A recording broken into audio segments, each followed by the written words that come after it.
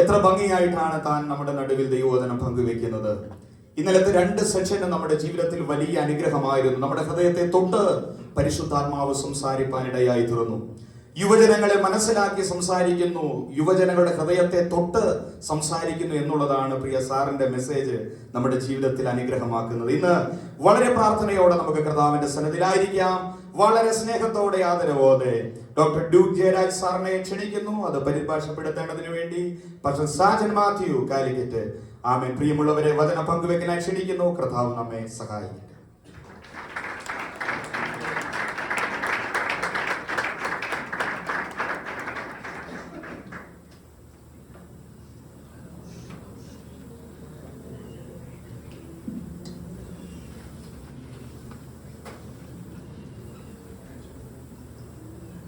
The year is 2006. 2006 സംഭവം.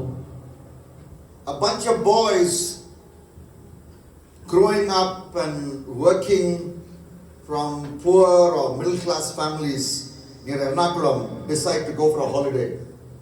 എറണാകുളത്തുള്ള ഒരു ഗ്രാമത്തിൽ വളരെ പരിമിതമായ ചുറ്റുപാടുകളിൽ ജീവിച്ചു വളർത്തപ്പെട്ട ഒരു കൂട്ടം ചെറുപ്പക്കാർ ഒരു യാത്ര പോകുവാൻ അവർ തീരുമാനിക്കുകയാണ്.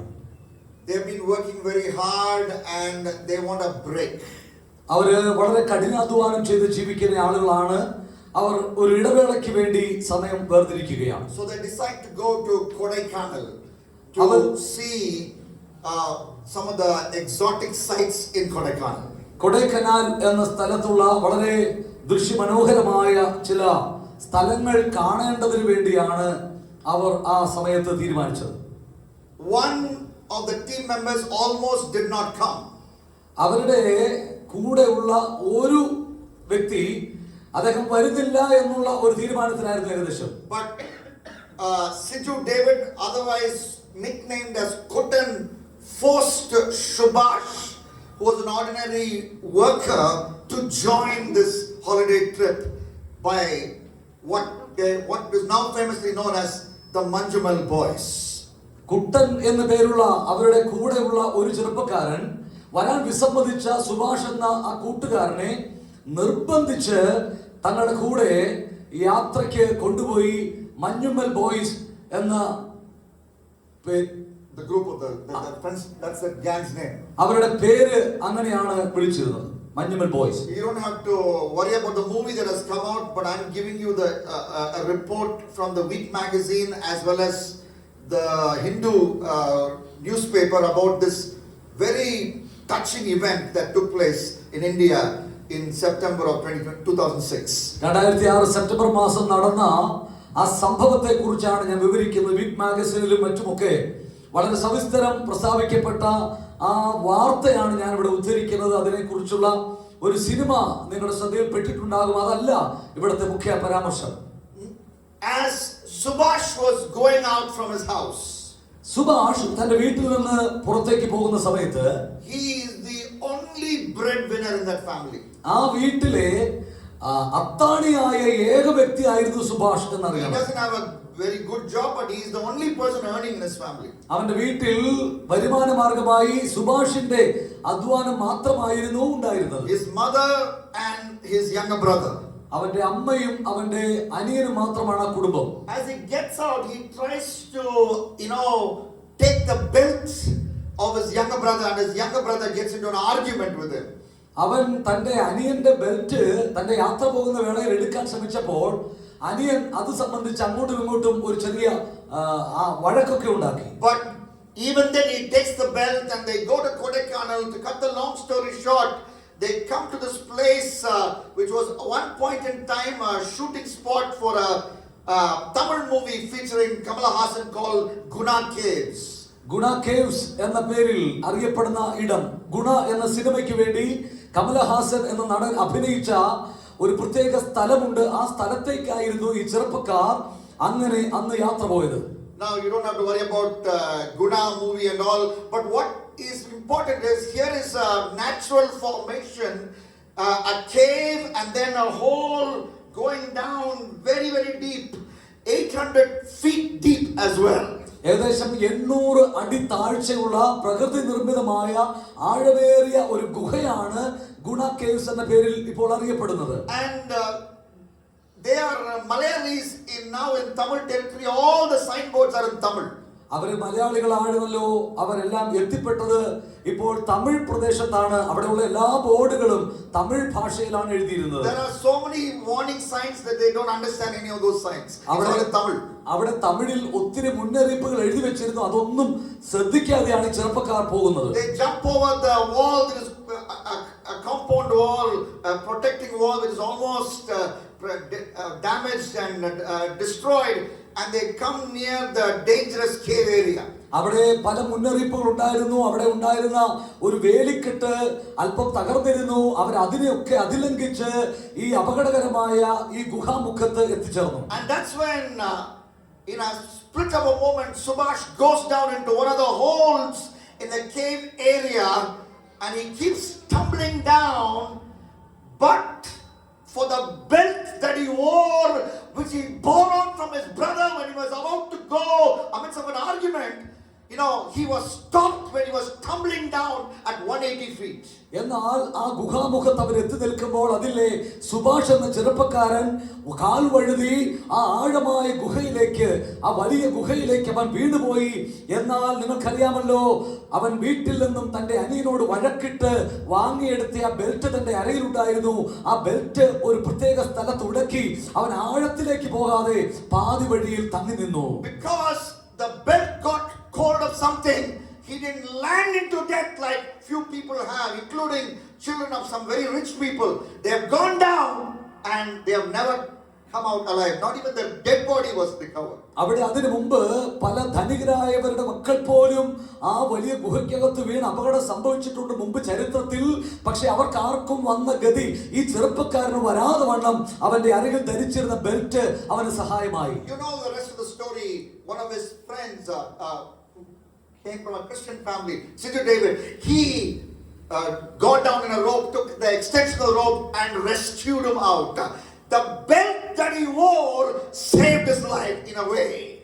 ഒരു വാക്കിൽ പറഞ്ഞാൽ അവന്റെ കൂട്ടുകാരൻ സിജു ഡേവിഡ് എന്ന് പറയുന്ന ഒരു ചെറുപ്പക്കാരൻ അവന് വേണ്ടി ആ ഗുഹയിലേക്ക് ഇറങ്ങി അവൻ രക്ഷപ്പെടുത്തി. ആ സംഭവം നമുക്ക് അറിവുള്ളതാണ്. പക്ഷേ ഇവിടെ ചിന്തിക്കുന്നത് ഓർക്കുക, അവൻ ധരിച്ചിരുന്ന ആ ബെൽറ്റ് ആയിരുന്നു അവന്റെ രക്ഷയ്ക്ക് ആധാരമായത് എന്ന് ഒരു വാക്കിൽ പറയാം. This afternoon time, as I begin my message, it is my concern that many young disciples of Jesus are walking around without their spiritual belt, and that is why their spiritual lives are in grave danger. ഞാൻ എന്നാൽ ഇന്ന് പകൽ ഈ പ്രസംഗത്തിന്റെ ആമുഖമായിട്ട് ഇങ്ങനെ സൂചിപ്പിക്കുന്നു, സുവിശേഷകരെന്ന് ദൈവവേലക്കാരെന്ന് പറയുന്ന അനേകർക്ക് അവരുടെ ആത്മീക ബെൽറ്റ് നഷ്ടപ്പെട്ടിരിക്കുന്നത് കൊണ്ട് അവരുടെ ജീവിതം നരകതുല്യമാകുന്നു, അല്ലെങ്കിൽ അവരുടെ ജീവിതം മരണാസന്നമായിരിക്കുന്നു എന്നുള്ളത് നമ്മൾ അറിയണം. Ephesians chapter 6 and verse 14, the Bible says, എഫേസ്യ ലേഖനം 6-ാം അധ്യായത്തിന്റെ 14-ാം വാക്യത്തിൽ ബൈബിൾ പറയുന്നു, stand therefore having fastened the belt of truth. അവിടെ വായിക്കുന്നത് ഇങ്ങനെയാണ്, നിങ്ങളുടെ അരയ്ക്ക് സത്യം കെട്ടിയിരിക്കട്ടെ. If you don't have the belt of truth, സത്യം എന്ന ബെൽറ്റ് നിങ്ങൾക്കില്ല എങ്കിൽ, and you live your Christian life, നിങ്ങൾ ക്രിസ്തീയ ജീവിതം സത്യമില്ലാതെ നയിക്കുന്നെങ്കിൽ, you will go down the pit and land in hell and burn there in the lake of fire with him forever and forever, if you don't have the belt of truth. സത്യം എന്ന അരക്കച്ച അഥവാ belt ഇല്ലാതെ ക്രിസ്തീയ ജീവിതം നയിക്കുന്നവർ ഓർക്കുക, ഏത് സമയത്തും നരകത്തീയിലേക്ക് നിബന്ധിക്കാൻ തക്കവണ്ണം നാം അപകടസ്ഥിതിയിലാണ് എന്നത് ഗൗരവത്തോടെ ചിന്തിക്കുക. Belt should not hang in that hanger inside the bathroom. All the belt should be fastened around your waist.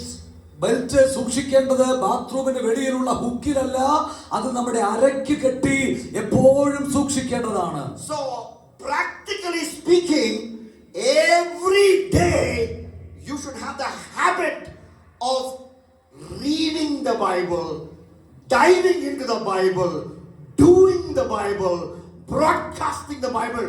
That is what we understand by fastening the belt of truth. പ്രായോഗികമായി പറയുമ്പോൾ ശ്രദ്ധിക്കുക, ഓരോ ദിവസവും ഈ ദൈവത്തിന്റെ വചനം വായിക്കുവാൻ, അതിലേക്ക് ആഴ്ന്നിറങ്ങുവാൻ, അതിൽ ധ്യാനിക്കുവാൻ, അത് മറ്റുള്ളവരോട് പങ്കുവെക്കുവാനുള്ള ഒരു നിരന്തരമായ ജീവിത ശൈലി ഒരു ക്രിസ്തു വിശ്വാസി രൂപപ്പെടുത്തേണ്ടതാണ്. Yesterday morning, as directed by Reverend Dr. V.T. Abraham, our superintendent, I brought a message on the need for passion for Bible meditation.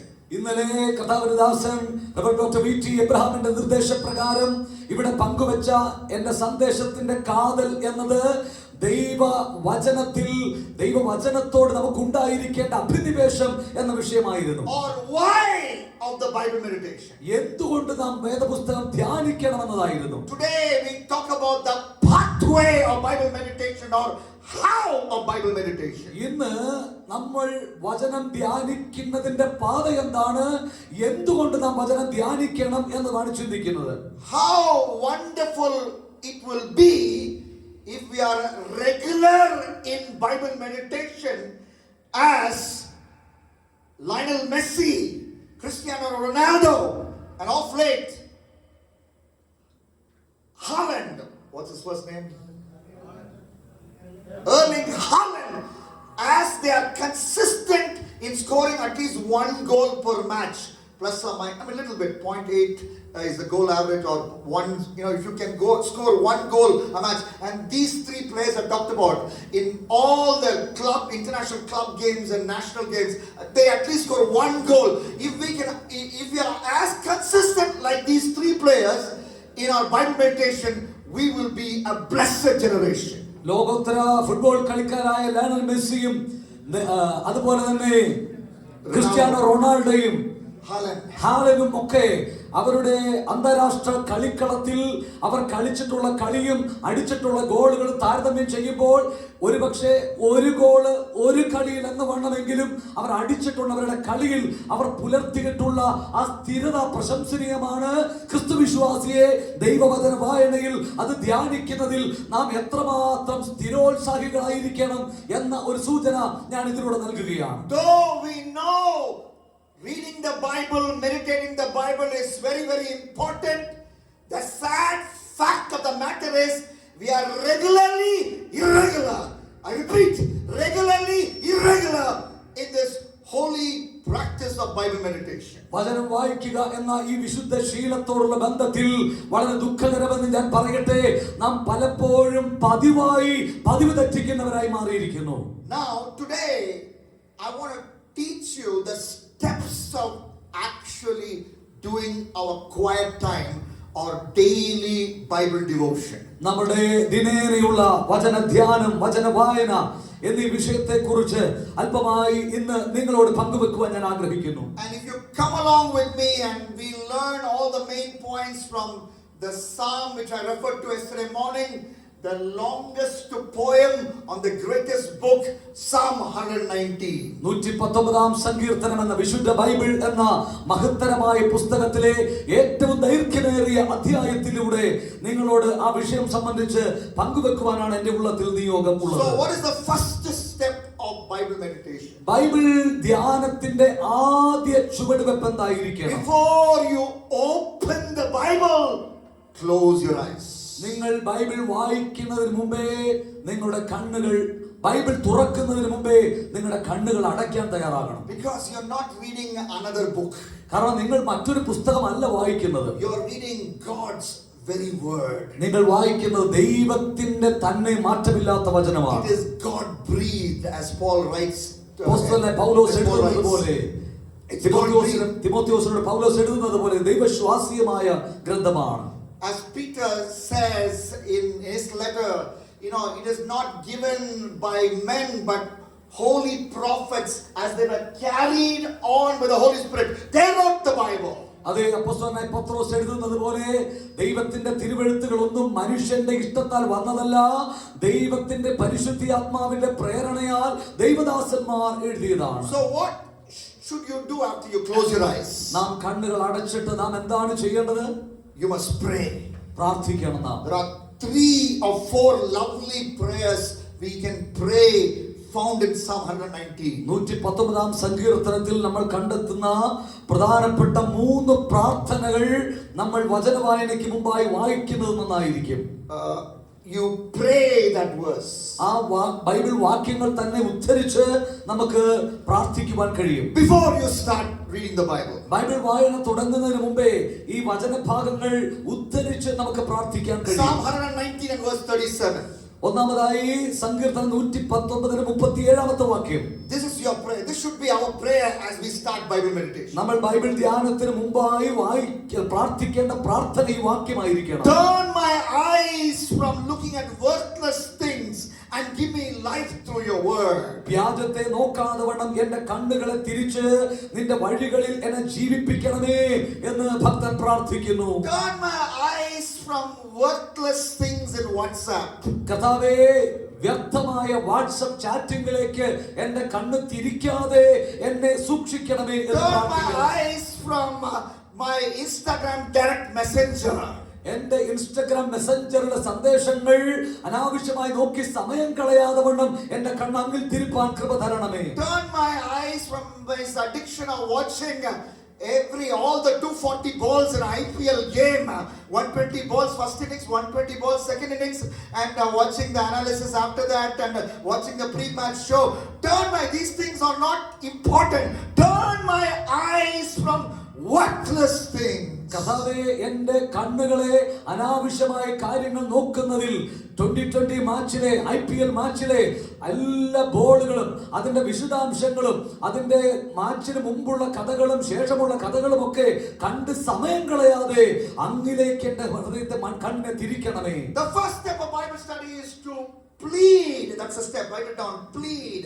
You must first plead with God, saying, turn my eyes from looking at worthless things and give me life through your word. അതേ, വ്യാജത്തെ നോക്കാതെ കണ്ണുകളെ തിരിക്കണമേ എന്ന് ദൈവത്തോട് നമ്മൾ അപേക്ഷിക്കണം, യാചിക്കാൻ തയ്യാറാകണം. Bible പറയുന്ന വാക്ക് യാചിക്കാൻ തയ്യാറാകണമെന്നാണ്. There's another prayer you can pray. മറ്റൊരു പ്രാർത്ഥന നമുക്ക് പ്രാർത്ഥിക്കാൻ That is കഴിയും. also found in Psalm 119. അത് 119 സങ്കീർത്തനത്തിൽ കാണാം. 119 and verse 73. അതിന്റെ 73 വാക്യം. Your hands made me and fashioned me. തൃക്കൈകൾ എന്നെ സൃഷ്ടിച്ചുണ്ടാക്കിയിരിക്കുന്നു, നിന്റെ കൽപ്പനകളെ പഠിപ്പാൻ എനിക്ക് ബുദ്ധി നൽകണമേ. Give me understanding that I might learn your command. നിന്റെ കൽപ്പനകളെ പഠിപ്പാൻ എനിക്ക് ബുദ്ധി നൽകണമേ. Lord, when I buy a cell phone, ദൈവമേ, ഞാനൊരു സെൽഫോൺ വാങ്ങുമ്പോൾ there is a manual inside that cell phone. ആ ഫോണിനോടൊപ്പം ഒരു ഉപഭോക്താക്കൾക്ക് ഒരു മാർഗനിർദ്ദേശ രേഖ തരാറുണ്ട്. 2 days before in Kozhikode when I bought this mobile phone stand, ഈ 2 ദിവസം മുമ്പാണ് ഈ മൊബൈൽ ഫോൺ സ്റ്റാൻഡ് ഞാൻ കോഴിക്കോട് വെച്ച് വാങ്ങിയത്. there was a manual as to how to make it like this and fold it and put it in my laptop bag. അത് എങ്ങനെയാണ് ഇങ്ങനെ നിവർത്തി നിർത്തേണ്ടത്, ആവശ്യം കഴിഞ്ഞ് അതെങ്ങനെ ചുരുക്കി എന്റെ ലാപ്ടോപ്പ് ബാഗിൽ വെക്കാൻ കഴിയുമെന്നൊക്കെ വിശദമായ കുറിപ്പ് അതിന്റെ കൂടെ കിട്ടി. Lord, when you made me and fashioned me, you gave me this manual. കർത്താവേ, നീ എന്നെ സൃഷ്ടിച്ചപ്പോൾ, എന്നെ മെനഞ്ഞപ്പോൾ എന്റെ ജീവിത ശൈലി എങ്ങനെ ആയിരിക്കണമെന്ന ഒരു മാനുവൽ എനിക്ക് തന്നു. അത് വിശുദ്ധ ബൈബിളാണല്ലോ. This Bible, as we studied yesterday, tells me where I came from. ഞാൻ എവിടെ നിന്ന് വന്നു എന്ന് എന്നെ മനസ്സിലാക്കി തരുന്ന പുസ്തകമാണ് ഈ ബൈബിൾ എന്ന് ഇന്നലെ നമ്മൾ കണ്ടു. My origin was not because my mother and father had sex. എന്റെ അപ്പനും അമ്മയും തമ്മിൽ വൈവാഹിക ബന്ധത്തിൽ ഒന്നിച്ചത് കൊണ്ടല്ല ഞാൻ വാസ്തവത്തിൽ ഉണ്ടായത്. I originated in the mind of God. Ephesians chapter 1, 3 and 4. എഫേസ്യ ലേഖനം 1-3 മുതലുള്ള വാക്യങ്ങൾ വായിച്ചാൽ കാണാം, എന്റെ ദൈവത്തിന്റെ മനസ്സിന്റെ സ്വപ്നമായിരുന്നു ആരംഭത്തിൽ. I entered the womb of my mother after that.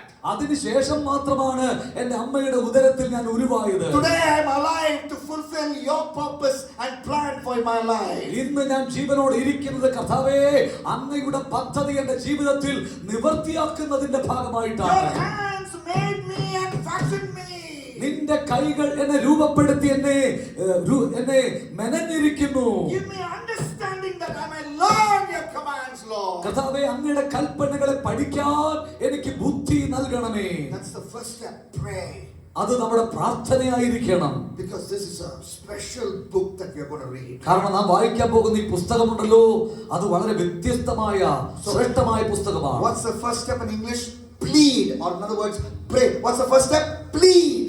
ഒന്നാമത് ബൈബിൾ വായിക്കുന്നതിന് ധ്യാനിക്കുന്ന മുമ്പ് ഒന്നാമത്തെ സ്റ്റെപ്പ് എന്താണ്? പ്ലീഡ്, അഥവാ യാചിക്കുക, അപേക്ഷിക്കുക എന്നതാണ്. The second step, രണ്ടാമത്തെ ചുവട് read. രണ്ടാമത്തെ ചുവടാണ് വായിക്കുക, റീഡ് എന്ന പദം. And when should you read? എപ്പോഴാണ് നാം വായിക്കേണ്ടത്? Again, we have instruction from Psalm 119. 119 സങ്കീർത്തനത്തിൽ തന്നെ അതിനെ സംബന്ധിച്ചുള്ള നിർദ്ദേശങ്ങൾ നമ്മൾ കാണുന്നു. Look at verse 147. 147 വാക്യം ഒന്ന് ശ്രദ്ധിച്ചാലും, Psalm 119 verse 147. 147 വാക്യം 119 I rise up before dawn. ഞാൻ ഉദയത്തിന് മുമ്പേ എഴുന്നേറ്റ് പ്രാർത്ഥിക്കുന്നു. I have a competition with the sun. I have a competition with the sun. ഒരു സൂര്യനുമായിട്ട് എനിക്കൊരു വലിയ മത്സരമുണ്ട്. Will he come up or I'll get out of bed? നീ വരുന്നതിന് മുമ്പേ ഞാൻ ഉണരുമെന്നതാണ് സൂര്യനുമായിട്ടുള്ള മത്സരം. So I will get out of bed before the sun comes out. സൂര്യൻ ഉദിച്ചു വരുന്നതിന് മുമ്പേ എന്റെ ബെഡിൽ നിന്ന് ഞാൻ പുറത്തിറങ്ങും, അങ്ങനെ ഞാൻ ജയിക്കും. I will rise up before dawn. സൂര്യ ഉദയത്തിന് മുമ്പേ ഞാൻ ഉണരും. And cry for help because I have put my hope in your word. ഞാൻ നിന്റെ വചനത്തിൽ പ്രത്യാശ വെച്ചിരിക്കുന്നു, ഞാൻ ദൈവത്തിന്റെ കൃപയ്ക്ക് വേണ്ടി നിലവിളിക്കുന്നു. So here the writer of Psalm 119, we don't know who he is. I want to meet him in heaven because wonderful words he wrote. 176 verses, of love poem to God's word. And he says he has this habit of rising before dawn, praying and reading the Bible. അദ്ദേഹം പറയുകയാണ്, ഞാൻ അതിരാവിലെ ഉണർന്ന് ദൈവത്തിന്റെ വചനം വായിക്കുന്നു. ആരാണ് ഈ സങ്കീർത്തനം എഴുതിയതെന്ന് വളരെ വ്യക്തമല്ല, പക്ഷെ സ്വർഗത്തിൽ വെച്ച് എനിക്ക് അദ്ദേഹത്തെ കാണാൻ വലിയ ആഗ്രഹമുണ്ട്. ദൈവവചനത്തിന് വേണ്ടി എഴുതിയ ഒരു പ്രേമഗീതം പോലെ ഈ സങ്കീർത്തനം ശ്രേഷ്ഠമായിരിക്കുന്നു. How often did he read the Bible? എത്ര തവണ നാം ഈ ബൈബിൾ വായിക്കുന്നുണ്ട്? Look at Psalm 119 and verse 97. അതിന്റെ 97ാമത്തെ വാക്യം വായിച്ചു നോക്കാം. Oh, how I love your law. I meditate it all day long. നിന്റെ ന്യായപ്രമാണം എനിക്ക് എത്രയോ പ്രിയം, ഇടവിടാതെ അത് എന്റെ ധ്യാനമാകുന്നു. He had meditated on God's word daily. അദ്ദേഹം ദൈവത്തിന്റെ വചനം എല്ലാ ദിവസവും വായിക്കും. That's what the Bereans did. The Bereans we meet in Acts chapter 17 and verse 11. Every day they read the Bible to check if Pastor Paul was preaching the right doctrine from the Bible. അതേ വിശുദ്ധ ബൈബിളിൽ പ്രവർത്തികളുടെ പുസ്തകത്തിൽ നമ്മൾ വായിക്കുന്നത് പോലെ ബെരോവയിലുള്ള ആളുകൾ എല്ലാ ദിവസവും വചനം വായിക്കുക, കേൾക്കുക മാത്രമല്ല, അത് അങ്ങനെ തന്നെയോ എന്ന് ഓരോ ദിവസവും പരിശോധിച്ചു പോന്നു. I am saying this with a heart that is pained.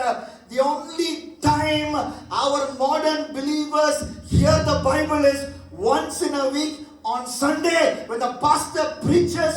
Otherwise they don't touch the Bible. They toss the Bible at the back seat of the car, or they put it under the seat of the Activa, and only next Sunday they check whether the Bible is there because they are going to church. വളരെ ദുഃഖകരമെന്ന് ഞാൻ പറയട്ടെ പ്രിയമുള്ളവരെ, ഇന്നത്തെ ആധുനിക വിശ്വാസികൾ പലപ്പോഴും ആഴ്ചയിൽ ഒരു പ്രാവശ്യം മാത്രമാണ് ബൈബിൾ തുറക്കുന്നത്, കേൾക്കുന്നത്. അത് സൺഡേയിൽ അല്ലെങ്കിൽ ഞായറാഴ്ച അവരുടെ ദൈവദാസൻ പ്രസംഗിക്കുമ്പോൾ മാത്രമാണ്.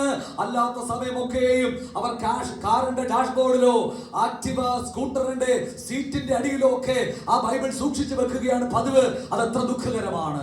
We must repent of such neglect of God's word this morning. ദൈവത്തിന്റെ വചനത്തോടുള്ള അത്തരത്തിലുള്ള അവഗണനയ്ക്ക് നാം ദൈവത്തോട് തീർച്ചയായും ക്ഷമ പറഞ്ഞ് മാനസാന്തരപ്പെടേണ്ടതായിട്ടുണ്ട്. The Bible says you are a royal priesthood. ദൈവത്തിന്റെ വചനം പറയുന്നു, നിങ്ങൾ രാജകീയ പുരോഹിത വംശമാണ്. Do you know the rules for the person who is called to be king, which God wrote down?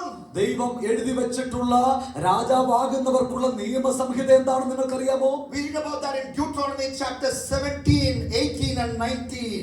ആവർത്തന പുസ്തകം അതിന്റെ 17-ാം അധ്യായം verse 18 and 19. 18-19 വാക്യങ്ങളിൽ നമുക്കത് കാണാൻ കഴിയും. The king of Israel, king appointed by God for Israel, he has to write for himself a copy of the law.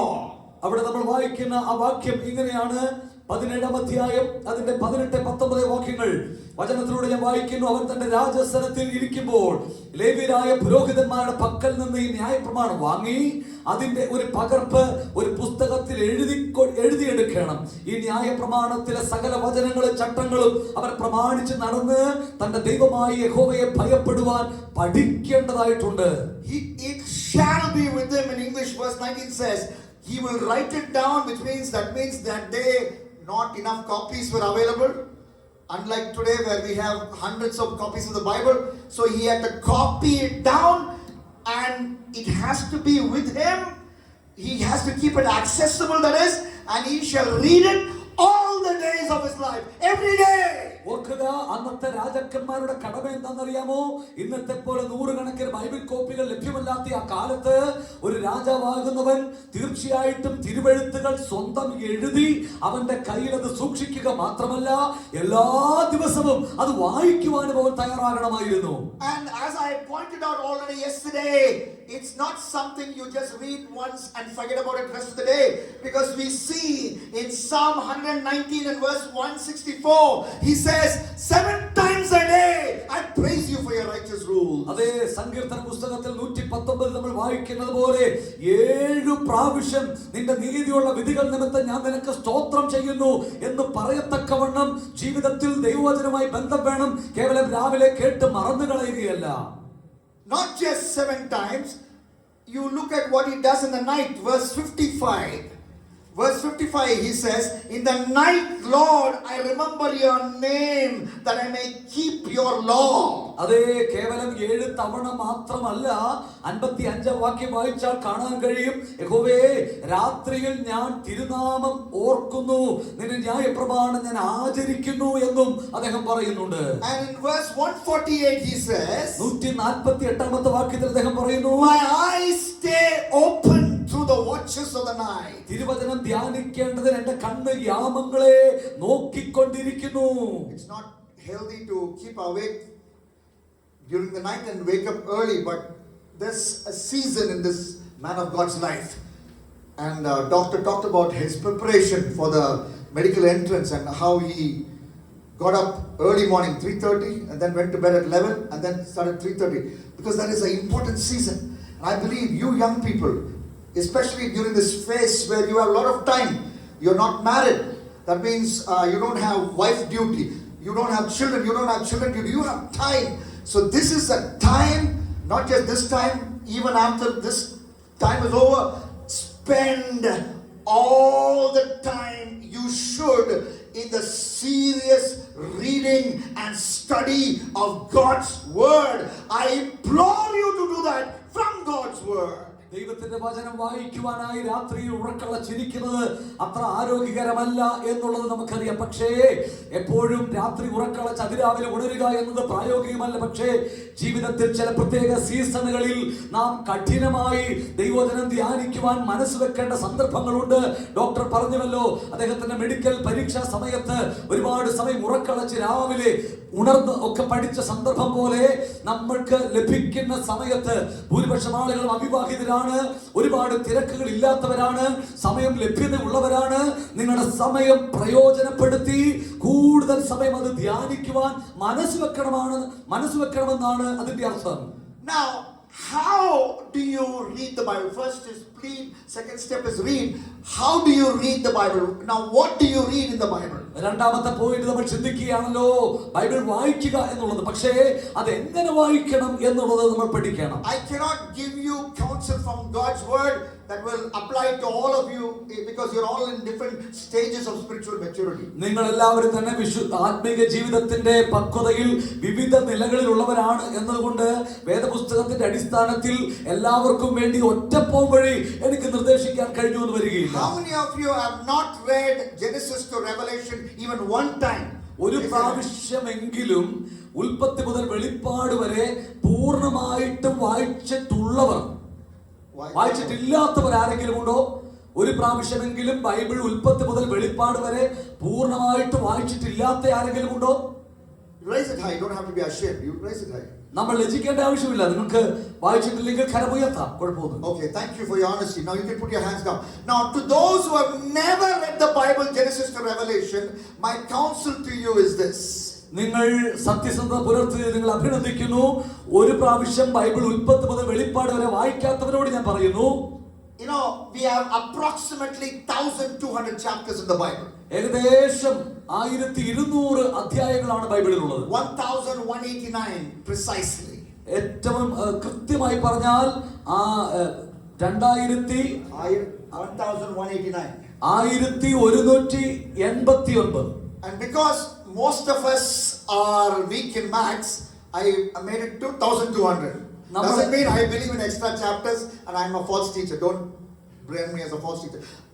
Because we're all weak in maths, I made it 1200. അതെ, നമ്മളെല്ലാവരും തന്നെ മിക്ക ആളുകളും തന്നെ കണക്കിൽ അത്ര കൃത്യതയുള്ളവരല്ലാത്തതുകൊണ്ട് ഒരു ഏകദേശ കണക്കായി 1200 അധ്യായങ്ങൾ എന്ന് ഏകദേശം പറയുകയാണ്. ഞാൻ ദുരുപദേശം പ്രസംഗിച്ചു എന്ന് പറയരുത്. If you read 10 chapters of the Bible every day, എല്ലാ ദിവസവും 10 അധ്യായം വീതം നിങ്ങൾ വായിച്ചാൽ how soon will you complete the Bible? എത്ര വേഗത്തിൽ നിങ്ങൾക്ക് ബൈബിൾ തീർക്കാൻ കഴിയും വായിച്ച്?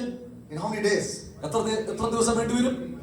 120 days. 120 ദിവസം മതിയാവും. How many months is that? എത്ര മാസങ്ങളുണ്ട്? അത് എത്ര മാസങ്ങളുണ്ട് 120 ദിവസം എന്ന് പറയുന്നത്? 4 months. 4 മാസേ ഉള്ളൂ. So that's something you can try. അത് നമുക്ക് പരിശീലിക്കാവുന്നതേ ഉള്ളൂ. If 10 chapters is too much, 10 അധ്യായങ്ങൾ അധികമാണെന്ന് തോന്നിയാൽ try 5 chapters. 5 അധ്യായങ്ങളാക്കുക. You will read the Bible, Genesis to Revelation, in 8 months.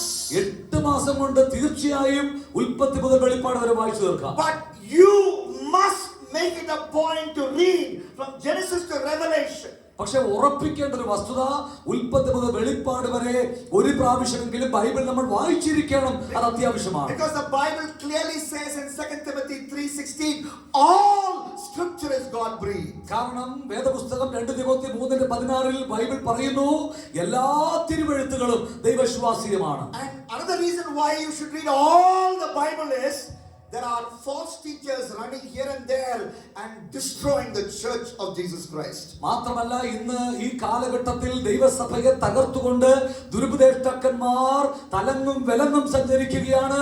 വളരെ കൃത്യതയോടുകൂടി വചനവായന നമുക്ക് അനിവാര്യമാണ്. And they are taking full advantage of the fact that you have not read the Bible. Bible നിങ്ങൾ വായിച്ചിട്ടില്ല എന്നുള്ള ഏക കാര്യമാണ് ഇത്തരത്തിലുള്ള പ്രസംഗകർ എപ്പോഴും മുതലെടുക്കുന്നത്. So what do? അവരെന്താ ചെയ്യുന്നത് അതുകൊണ്ടെന്നറിയാമോ? So they tell you to open to Acts chapter 12. നിങ്ങളോട് അവർ പറയും പ്രവർത്തികളുടെ പുസ്തകം 12-ാം അധ്യായം എടുക്കൂ. All of you turn to Acts chapter 12. എല്ലാവരും 12-ാം അധ്യായം ഒന്ന് എടുത്താട്ടെ. So this worship leader, popular on YouTube, this preacher popular on Instagram, he's exhorting you from the Bible. അതെ, ബൈബിളിൽ നിന്നും ഈ പ്രസിദ്ധനായ വർഷിപ്പ് ലീഡർ, വലിയ പ്രബോധകൻ ആളുകളെ വചനത്തിൽ നിന്നും പ്രബോധിപ്പിക്കുകയാണ്. In the center of that chapter, ആ അധ്യായത്തിന്റെ മധ്യഭാഗത്ത് he says, are you in a jail like situation in your life? നിങ്ങൾ ഇപ്പോൾ ജയിലിന് സമമായ സാഹചര്യത്തിലാണോ എന്ന് ചോദിക്കും. When you pray, നിങ്ങൾ പ്രാർത്ഥിക്കുമ്പോൾ, or when you command God, നിങ്ങൾ ദൈവത്തോട് കൽപ്പിക്കുമ്പോൾ, you will be rescued from the jail. ജയിലിൽ നിന്നും ദൈവം നിന്നെ വിടുവിക്കുമെന്ന് പറയും. You will be free today. ഇന്ന് നിനക്ക് വിടുതലാണെന്ന് പറയും. Hallelujah. Hallelujah. All your problem will be solved. എല്ലാ പ്രശ്നവും തീരും എന്ന് പറയും. And you say hallelujah. നമ്മൾ പറയും hallelujah. And you think every time you are in jail you will walk out free. നിങ്ങൾ വിചാരിക്കുന്നുണ്ടോ എല്ലാ സമയത്തും നിങ്ങൾ ജയിലിൽ കിടന്ന് അതുപോലെ ഇറങ്ങി പോകാമെന്ന്? But have you even read full chapter of Acts chapter 12? ഒരിക്കലെങ്കിലും പ്രവൃത്തി 12 പൂർണ്ണമായിട്ട് വായിച്ചു നോക്കിയാലേ ഇത് അർത്ഥം അറിയൂ. First 3 verses, an apostle, a man who gave his life for the preaching of the gospel, he is martyred. He is martyred, brutally martyred. Did you read that? Above that passage. പ്രവൃത്തികളുടെ പുസ്തകം 12-ാം അധ്യായത്തിന്റെ പ്രാരംഭ വാക്യങ്ങളിൽ നമ്മൾ നോക്കിയാൽ കാണാൻ കഴിയും, അവിടെ കർത്താവിന്റെ നാമത്തിന് വേണ്ടി അനുഗ്രഹിക്കപ്പെട്ട ഒരു ദൈവദാസൻ രക്തസാക്ഷിത്വം വരിക്കേണ്ടി വന്ന ചരിത്രവും അതിന്റെ പ്രാരംഭ വാക്യങ്ങളിൽ കാണാം. At the end of Acts chapter 12, do you read how the angel of the Lord struck down at King Herod because he is speaking boastfully? God killed a man. Do you realize that? Because he was playing with God with arrogance. Did you read that as well in the same chapter? പ്രവൃത്തികളുടെ പുസ്തകം 12-ാം അധ്യായത്തിന്റെ അവസാന ഭാഗത്ത് ദൈവത്തിന് മഹത്വം കൊടുക്കാൻ വിസമ്മതിച്ച, ദൈവത്തിന് മഹത്വം കൊടുക്കാതിരുന്ന ഹെരോദാവിനെ ദൈവത്തിന്റെ ദൂതൻ അടിച്ച് അവൻ കൃമിക്കിരയായി മരിച്ച സംഭവവും രേഖപ്പെടുത്തിയിട്ടുണ്ട്. കാരണം അവൻ ദൈവത്തോട് കളിച്ചത് കൊണ്ടാണ്. ദൈവത്തോട് കളിക്കുന്നവനെ തട്ടിക്കളയുന്ന ദൈവത്തെയും ആ അധ്യായത്തിൽ നമുക്ക് കാണാം. If you have read the full chapter of Acts chapter 12, you will understand there are times when pain will come. There are times when miracle will come. There are times when we play with sin, God's judgment will come. പ്രവർത്തികളുടെ പുസ്തകം 12-ാം അധ്യായം പൂർണ്ണമായി വായിക്കുന്ന ആളുകൾക്ക് മാത്രമേ മനസ്സിലാകുകയുള്ളൂ. ചില സമയത്ത് ജീവിതത്തിൽ മാറ്റാൻ കഴിയാത്ത പ്രതിസന്ധികൾ വരാം, വേദനകൾ വരാം. ചില സന്ദർഭങ്ങളിൽ ദൈവം നമ്മളെ ജയിലിൽ നിന്ന് വിടുവിക്കാം. ചില സന്ദർഭങ്ങളിൽ പാപവുമായി ദൈവത്തോട് കളിച്ചാൽ ദൈവത്തിന്റെ പക്കൽ നിന്നും നല്ല അടി കിട്ടുമെന്നും മനസ്സിലാകണമെങ്കിൽ പൂർണ്ണമായി വായിക്കണം. This is the full story of the Bible, as we call it, the whole counsel of God. അതെ, അതുകൊണ്ടാണ് ദൈവത്തിന്റെ ബൈബിൾ, ദൈവത്തിന്റെ വചനം എന്ന് പറയുന്നത് ദൈവത്തിന്റെ ആലോചനയുടെ പൂർണ്ണ രൂപം ഉൾക്കൊണ്ടിരിക്കുന്നു. അത് സമ്പൂർണ്ണമായ ബൈബിളിലാണ് കാണുന്നത്. Unless you young man don't go Genesis to Revelation, Revelation to Genesis, Genesis to Revelation again and again, these false teachers will fool you. Thank God for our Assemblies of God pastors. They preach the truth. They will tell you the love of God, and they will tell you the wrath of God. They will tell you that God comforts. They will tell you that God can send judgment. But there are many others out there, maybe far more popular than our wonderful pastors, popular on social media. They twist God's word. They handpick some verses and twist it. Beware of them. Don't give an opportunity for them to cheat you, fool you, lest you go to hell along with them. അതെ, ഇന്ന് ഒത്തിരി social media പ്രസംഗകർ, ഒരുപാട് ദുരുപദേഷ്ടക്കന്മാർ ഉൽപ്പത്തി മുതൽ വെളിപ്പാട് വരെയുള്ള പല വചനഭാഗങ്ങളിൽ നിന്നും അവർക്ക് ആവശ്യമുള്ളത് പെറുക്കിയെടുത്ത് ജനത്തിന് കൈമാറിക്കൊണ്ട് ദുരുപദേശം പ്രചരിപ്പിച്ചുകൊണ്ടിരിക്കുന്നു. ദൈവത്തിന് നന്ദി പറയുന്ന അസംബ്ലീസ് ഓഫ് ഗോഡ് ദൈവദാസന്മാർ ദൈവത്തിന്റെ വചനത്തിൽ സ്നേഹവും ന്യായവിധിയും പ്രസംഗിക്കുന്നവരാണ്, കഷ്ടതയെക്കുറിച്ചും അനുഗ്രഹത്തെക്കുറിച്ചും പ്രസംഗിക്കുന്നവരാണ്. പക്ഷെ അനേക ദുരുപദേഷ്ടക്കന്മാർ അനേകരെ തെറ്റിക്കുന്നത് എങ്ങനെയാണ്? വചനത്തിന്റെ സമ്പൂർണ്ണ വിവരണം നൽകാതെ ആവശ്യമുള്ളത് മാത്രം പെറുക്കിയെടുത്തുകൊണ്ട് ദൈവത്തിന്റെ വചനം പ്രസംഗിച്ചുകൊണ്ട് അവർ ചെയ്യുന്നത് വലിയ നരകശിക്ഷ കൊണ്ടുവരുന്ന, ന്യായവിധി കൊണ്ടുവരുന്ന പ്രവൃത്തിയാണ്. Now, I asked you, those of you who have not read the Bible once, Genesis to Revelation, that is a plan for you. But some of you have, and I'm sure at least a good number of you here have already read Genesis to Revelation. ഞാൻ ആദ്യമേ പറഞ്ഞത് Bible പൂർണ്ണമായി വായിച്ചിട്ടില്ലാത്തവർക്ക് വേണ്ടിയാണ് Bible വായന പദ്ധതി പറഞ്ഞത്. എന്നാൽ ദൈവത്തിന് സ്തോത്രം, നിങ്ങളുടെ ഇടയിൽ കുറെ ആളുകൾ ബൈബിൾ പൂർണ്ണമായിട്ടും ഒരാവർത്തിയെങ്കിലും വായിച്ചിട്ടുള്ളവരാണ്. How can you read the Bible in an interesting way? അങ്ങനെയുള്ളവർക്ക് എങ്ങനെയാണ് ബൈബിൾ കൂടുതൽ ആസ്വാദ്യകരമായ നിലയിൽ വായിച്ചെടുക്കുവാൻ കഴിയുന്നത്? A man of God called Robert McCheyne was the one who pioneered this interesting way of reading the Bible. Robert McCheyne എന്ന ഒരു ദൈവ മനുഷ്യൻ വളരെ രസകരമായ നിലയിൽ, വളരെ ആസ്വാദ്യകരമായ നിലയിൽ ബൈബിൾ വായിക്കുവാനുള്ള ഈ പദ്ധതി അദ്ദേഹമാണ് മുന്നോട്ട് വെച്ചിട്ടുള്ളത്. The Bible, you have at least 8 sections. ബൈബിളിൽ നമുക്ക് കുറഞ്ഞത് 8 സെക്ഷനുകളായി തിരിക്കാൻ കഴിയും. Genesis to Deuteronomy is the law book section. ഉൽപ്പത്തി മുതൽ ആവർത്തനം വരെ ദൈവത്തിന്റെ വചനത്തിന്റെ നിയമങ്ങൾ രേഖപ്പെടുത്തിയ ഭാഗമാണ്. Read one chapter from that section. ആ ഭാഗത്തു നിന്ന് ഒരു അധ്യായം വായിക്കുക. And then the next section is the Old Testament history section, Joshua to Esther. Joshua മുതൽ എസ്തേർ വരെയുള്ള പഴയ നിയമ വചനഭാഗങ്ങൾ ചരിത്രപരമായിട്ടുള്ള പുസ്തകങ്ങളാണ്. Read one chapter from that section. ചരിത്രപരമായ ആ വചനഭാഗങ്ങളിൽ നിന്നും ഒരു അധ്യായം വായിക്കുക. In your daily meditation. നിങ്ങളുടെ ദിനേനയുള്ള ബൈബിൾ ധ്യാനത്തിലെ കാര്യമാണ്. The third section is the poetry section of the Bible, Job to Song of Songs. ഇയ്യോബിന്റെ പുസ്തകം മുതൽ ഉത്തമഗീതങ്ങൾ വരെയുള്ള ബൈബിളിലെ പുസ്തകങ്ങളെല്ലാം തന്നെ സംഗീതത്തിന് പ്രാധാന്യമുള്ള സങ്കീർത്തന ഗ്രന്ഥങ്ങളാണ്. Read one chapter from that poetry section. ആ കവിതാത്മകമായ വചനഭാഗങ്ങളിൽ നിന്നും ഒരു അധ്യായം ഒരു ദിവസം വായിക്കുക. The next section, the last in the Old Testament, is the prophetic section, Isaiah to Malachi. പഴയ നിയമത്തിന്റെ ശേഷമുള്ള വചനഭാഗങ്ങൾ യെശയ്യാവ് മുതൽ മലാക്കി വരെയുള്ളത് പ്രവചന ഗ്രന്ഥങ്ങളാണ്. Read one chapter from that prophetic section, Old Testament. ആ പഴയ നിയമത്തിലെ പ്രവചന ഗ്രന്ഥങ്ങളിൽ നിന്നും ഒരു അധ്യായം വായിക്കുക. And then we come to the New Testament, Matthew to John, the four Gospels. ആദ്യത്തെ പുതിയ നിയമ ഭാഗങ്ങൾ മത്തായി മുതൽ യോഹന്നാൻ വരെയുള്ള 4 സുവിശേഷ കൃതികളാണ്. Read one chapter from that section. ആ സുവിശേഷ ഭാഗങ്ങളിൽ നിന്നും ഒരു അധ്യായം വായിക്കുക. You know, our ultimate goal is to become like Jesus. So read a parable of Jesus, read about a miracle of Jesus, read about Jesus' sufferings, and because 1/3 of the Gospels is about the cross and Jesus' sufferings, you know, you will learn to become more and more like Jesus as you watch Jesus, as you read Jesus. യേശു ക്രിസ്തുവിനെ പോലെ ആവുക എന്നുള്ളതാണ് നമ്മുടെ ജീവിതത്തിന്റെ ആത്യന്തിക ലക്ഷ്യം എന്നതുകൊണ്ട് കർത്താവിന്റെ ഉപമകൾ, അവിടുത്തെ ചെറിയ അത്ഭുതങ്ങൾ, അവിടുത്തെ ക്രൂശിലെ കഷ്ടതകൾ അതൊക്കെ വായിക്കുവാനും ധ്യാനിക്കുവാനും സമയമെടുക്കുക വഴി കർത്താവിനെ പോലെ നമുക്ക് വളരുവാൻ കഴിയുന്നതാണ്. The 5th section or the 6th section of the Bible is the book of Acts. ആറാമത്തെ ബൈബിൾ വിഭജനത്തിന്റെ ആറാമത്തെ ഭാഗം പ്രവൃത്തികളുടെ പുസ്തകമാണ്. Read one chapter from the book of Acts every day. എല്ലാ ദിവസവും പ്രവൃത്തികളുടെ പുസ്തകത്തിൽ നിന്നും ഒരു അധ്യായം നിർബന്ധമായി വായിക്കുക. 28 chapters there, 30 days in a month average. You will read one chapter of the Bible from the book of Acts. You will be a true Pentecostal. You will be a true man of the Spirit, and you will turn the world upside down for Jesus. അതേ പ്രവൃത്തികളുടെ പുസ്തകം 28 അധ്യായങ്ങൾ ഉൾക്കൊള്ളുന്ന ഒരു മാസത്തിൽ 30 ദിവസങ്ങളാണല്ലോ ഏകദേശം ഉള്ളത്. അതുകൊണ്ട് ഈ വചനഭാഗത്ത് നിന്ന് ഒരധ്യായം വായിക്കുക വഴി ആത്മനിറവുള്ള ഫലകരമായ ഒരു ക്രിസ്ത്യാനിയായി നമ്മൾ രൂപപ്പെടുവാൻ അത് കാരണമാകും. That's why I first found out this Acts 12 message I gave you now. That's why I read Acts 12 so many times. So I used to wonder why only middle of Acts 12 they quote. Why they don't quote the top of Acts 12? Why they don't quote the end of Acts 12? Why?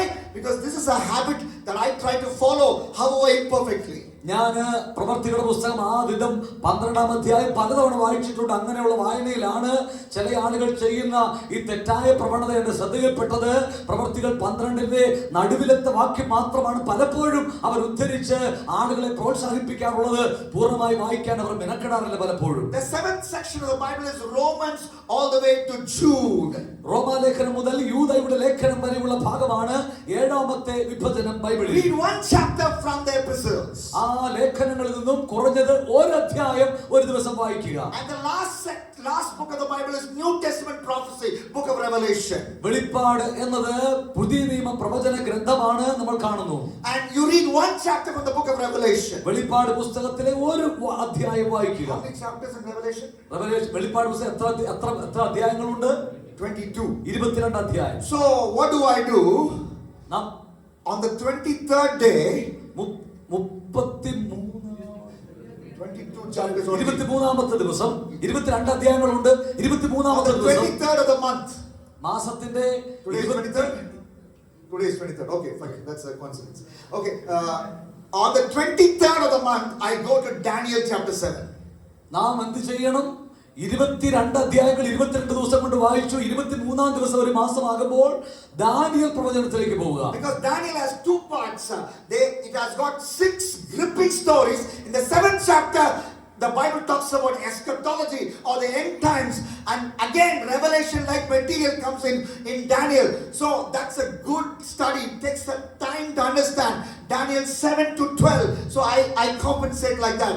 So every day I'm reading some wonderful New Testament relevant prophecy. അതേ Daniel പ്രവാചകന്റെ പുസ്തകം 6ാം അധ്യായം കഴിഞ്ഞ് ശേഷിക്കുന്ന 7 മുതൽ 12 വരെയുള്ള അധ്യായങ്ങൾ വെളിപ്പാട് പുസ്തകം നമ്മൾ കാണുന്നത് പോലെ അന്ത്യകാല പ്രവചന ഗ്രന്ഥമാണ് ദാനിയേലിന്റെ അവസാന ഭാഗം. അതുകൊണ്ട് വെളിപ്പാടിന്റെ പുസ്തകം അധ്യായം തീർന്നു കഴിയുമ്പോൾ ദാനിയേലിലേക്ക് നമുക്ക് പോകാം. And I want you to know that this is possible. For this you need to buy some stationery, you need to buy some highlighter, you need to buy some good pens. And I invite you to have a look at my Bible. I am not the greatest Bible meditator in the world. There are many more great, wonderful servants of God. But I am ready to show you my Bible as to how I go through. Because I keep coloring. Because I am in different books of the Bible, I keep coloring. So the coloring, I color. If I read a chapter today, I color 1 or 2 verses there. So that tells me where to start off the next day. Otherwise, you'll get confused. നിങ്ങൾ വേദപുസ്തകം വായിക്കുവാൻ ഇങ്ങനെ മുതിരുമ്പോൾ stationery കടയിൽ പോയി നല്ല ഹൈലൈറ്ററും ഏതെങ്കിലും തരത്തിലുള്ള പേനയും ഒക്കെ വാങ്ങി നിങ്ങൾ വായിക്കുന്ന ധ്യാനിക്കുന്ന വചനഭാഗത്തെ ബൈബിളിൽ അടയാളപ്പെടുത്തുന്നത് നന്നായിരിക്കും. വീണ്ടും അത് വായിക്കുമ്പോൾ അത് കൂടുതൽ മനസ്സിലാക്കുവാൻ അത് ഉതകും. എന്റെ ബൈബിളിൽ അങ്ങനെയുള്ള നിരവധി സൂചനകൾ കാണാൻ കഴിയും. ഞാൻ ലോകത്തിലെ വലിയ ബൈബിൾ ധ്യാന പഠിതാവൊന്നും അല്ല എങ്കിൽ പോലും. So the first step of Bible reading is what? ഒന്നാമത് ബൈബിൾ വായനയ്ക്ക് ആദ്യം ചെയ്യേണ്ടത് എന്താണ്? Plead. Second step, read. രണ്ടാമത്തത് വായിക്കുക. the third step, മൂന്നാമത്തെ സ്റ്റെപ്പ് എന്താണ്? feed. Feed. Eat the Bible. Bible ഭക്ഷിക്കുക എന്നാണ് അതിന്റെ അർത്ഥം. Write the Bible. ബൈബിളിനെ തിന്നുക. Eat the Bible like the way my wife eats KFC chicken. എന്റെ ഭാര്യ KFC ചിക്കൻ തിന്നുന്നത് പോലെ ബൈബിൾ തിന്നണമെന്ന് ഞാൻ നിങ്ങളോട് പറയുകയാണ്. Wherever she goes to KFC, she only orders one thing. KFC എവിടെ കണ്ടാലും എന്റെ ഭാര്യ ഒരു കാര്യം ഓർഡർ ചെയ്യും. Chicken wings. Chicken veg Wing. Sorry ചിക്കന്റെ വിങ്സ് ആണ് ചോദിക്കുന്നത്. She hates chicken without bones. എല്ല് ഇല്ലാത്ത ചിക്കൻ അവർക്ക് ഇഷ്ടമേ ഇല്ല. So chicken wings has got nice biteable bone. ഈ ചിക്കന്റെ ചിറക് വാങ്ങിയാൽ അതിനകത്ത് കടിക്കാൻ പറ്റുന്ന പാകത്ത് ചില എല്ലും കൂടി ഉണ്ടാവും. So she will not only eat the chicken flesh but chew the bone, take the juice and it will go inside. അതെ, ചിക്കൻ ആ മാംസം മാത്രം തിന്നുകയല്ല, അതിന്റെ കൂടെയുള്ള ആ എല്ല് കൂടി ചവച്ച് അതിന്റെ എസൻസ് ഊറ്റിയെടുക്കുന്ന കഴിപ്പുണ്ടല്ലോ, അതിനെ കുറിച്ചാണ് പറയുന്നത്. The plate will be clean. Plate ഒന്നും ബാക്കിയുണ്ടാവില്ല, എല്ലാം തീർത്തിരിക്കും. That's how we must study the Bible. Feed it. ദൈവത്തിന്റെ വചനം നമ്മൾ പഠിക്കുക എന്ന് പറയുമ്പോൾ അങ്ങനെ പരിപൂർണമായിട്ടും ആസ്വദിച്ച് ഭക്ഷിക്കണം. The writer of Psalm 119 uses two words to stress this. ഈ കാര്യത്തിൽ ഊന്നൽ നൽകുവാൻ 119 സങ്കീർത്തനത്തിന്റെ രചയിതാവ് രണ്ട് കാര്യങ്ങൾ പറയുന്നുണ്ട്. The first word is meditate. ഒന്നാമത്തെ പദം എന്നത് ധ്യാനിക്കുക എന്നതാണ്. Look at verse 23. 23ാമത്തെ വാക്യം 119 സങ്കീർത്തനം 23ാം വാക്യം നോക്കാം. Even though princes sit plotting against me, your servant will meditate on your statutes. പ്രഭുക്കന്മാർ എനിക്ക് വിരോധമായി സംഭാഷിക്കുന്നു എങ്കിലും അടിയൻ നിന്റെ ചട്ടങ്ങളെ ധ്യാനിക്കുന്നു. Based on this verse, we may think David wrote this psalm because before David there were a lot of princes. Absalom was there and other princes were there. When princes are plotting against me, when Absalom is plotting against me, I will meditate not on his plot but on your word, says David. Maybe ഇവിടെ പറയുന്ന ഈ പദത്തിൽ നമ്മൾ കാണുന്ന പ്രഭുക്കന്മാർ എനിക്ക് വിരോധമായി സംഭാഷിക്കുന്നു. ആ വചനഭാഗം നമ്മൾക്ക് സൂചന നൽകുന്ന ഒരു കാര്യം ഒരു പക്ഷേ 119ാം സങ്കീർത്തനം ദാവീദിനാൽ വിരചിതമായി എന്നുള്ളതായിരിക്കണം. കാരണം അദ്ദേഹത്തിന് വിരുദ്ധമായി അബ്ശാലോമും മറ്റുമൊക്കെ ഗൂഢാലോചന നടത്തിയ സന്ദർഭം നമുക്ക് ഓർമ്മയുണ്ടല്ലോ. what is meditation? എന്താണ് ധ്യാനം എന്നതുകൊണ്ട് അർത്ഥമാക്കുന്നത്? Reading the same thing again and again. വായിച്ച വചനഭാഗം വീണ്ടും വീണ്ടും ആവർത്തിച്ച് വായിക്കുന്നതിനെയാണ് സൂചിപ്പിക്കുന്നത്. James 1:25 talks about it. യാക്കോബിന്റെ ലേഖനം 1:25 അതിനെക്കുറിച്ച് പറയുന്നുണ്ട്. James 1:25. യാക്കോബ് 1:25 The one who intently looks into the perfect law and does it will be blessed. The one who intently looks into the perfect law. അവിടെ വായിക്കുന്നത് ഇങ്ങനെയാണ്: സ്വാതന്ത്ര്യത്തിന്റെ തികഞ്ഞ ന്യായപ്രമാണം ഉറ്റുനോക്കി അതിൽ നിലനിൽക്കുന്നവൻ കേട്ട് മറക്കുന്നവനല്ല. It is like ഉറ്റുനോക്കുന്നവൻ. Like a normal boy tends to look at a beautiful girl and he looks at her intently. You stand in the bus stop, beautiful girl comes, every eye turns to the beautiful girl. You know, intense look. You know, it is a focused look. It is a concentrated look. ഒരു സാധാരണ പൊതുസ്ഥലത്ത് ഒരു ചെറുപ്പക്കാരൻ സുന്ദരിയായ ഒരു പെൺകുട്ടി ആ സ്ഥലത്തേക്ക് വന്നാൽ ചെറുപ്പക്കാരൊക്കെ ആ പെൺകുട്ടിയുടെ സൗന്ദര്യം കണ്ട് അവളെ ഇങ്ങനെ ഉറ്റുനോക്കുന്നത് നിങ്ങൾ ശ്രദ്ധിച്ചിട്ടില്ലേ? അങ്ങനെ ദൈവവചനത്തിലേക്ക് ആഴമായി നോക്കുന്നതിനെ കുറിച്ചാണ് സൂചന. If she has a mole here, you notice that as well. അവളുടെ മുഖത്ത് ഒരു ചെറിയ കുത്തുണ്ട്. നമ്മുടെ മുഖത്ത് her. അവളുടെ മുഖത്ത് ഒരു ചെറിയ മറുകുണ്ടെങ്കിൽ അത് നമ്മൾ കണ്ടെത്തും. I'm talking to normal boys. ഞാൻ പറയുന്നത് നമ്മളെ കുറിച്ചല്ല, ഒരു പൊതുസ്ഥലത്തുള്ള സാധാരണ ചെറുപ്പക്കാരനെ കുറിച്ചാണ്. You know, it's another topic. Looking at a beautiful girl and thinking she is beautiful is not a sin. Moses wrote, the wife of patriarchs, wife of Abraham, wife of Isaac, wife of Jacob, they were all beautiful. Moses wrote it. Moses was a man. Not thinking a girl is beautiful is not sin. But removing her clothes inside your mind is sin.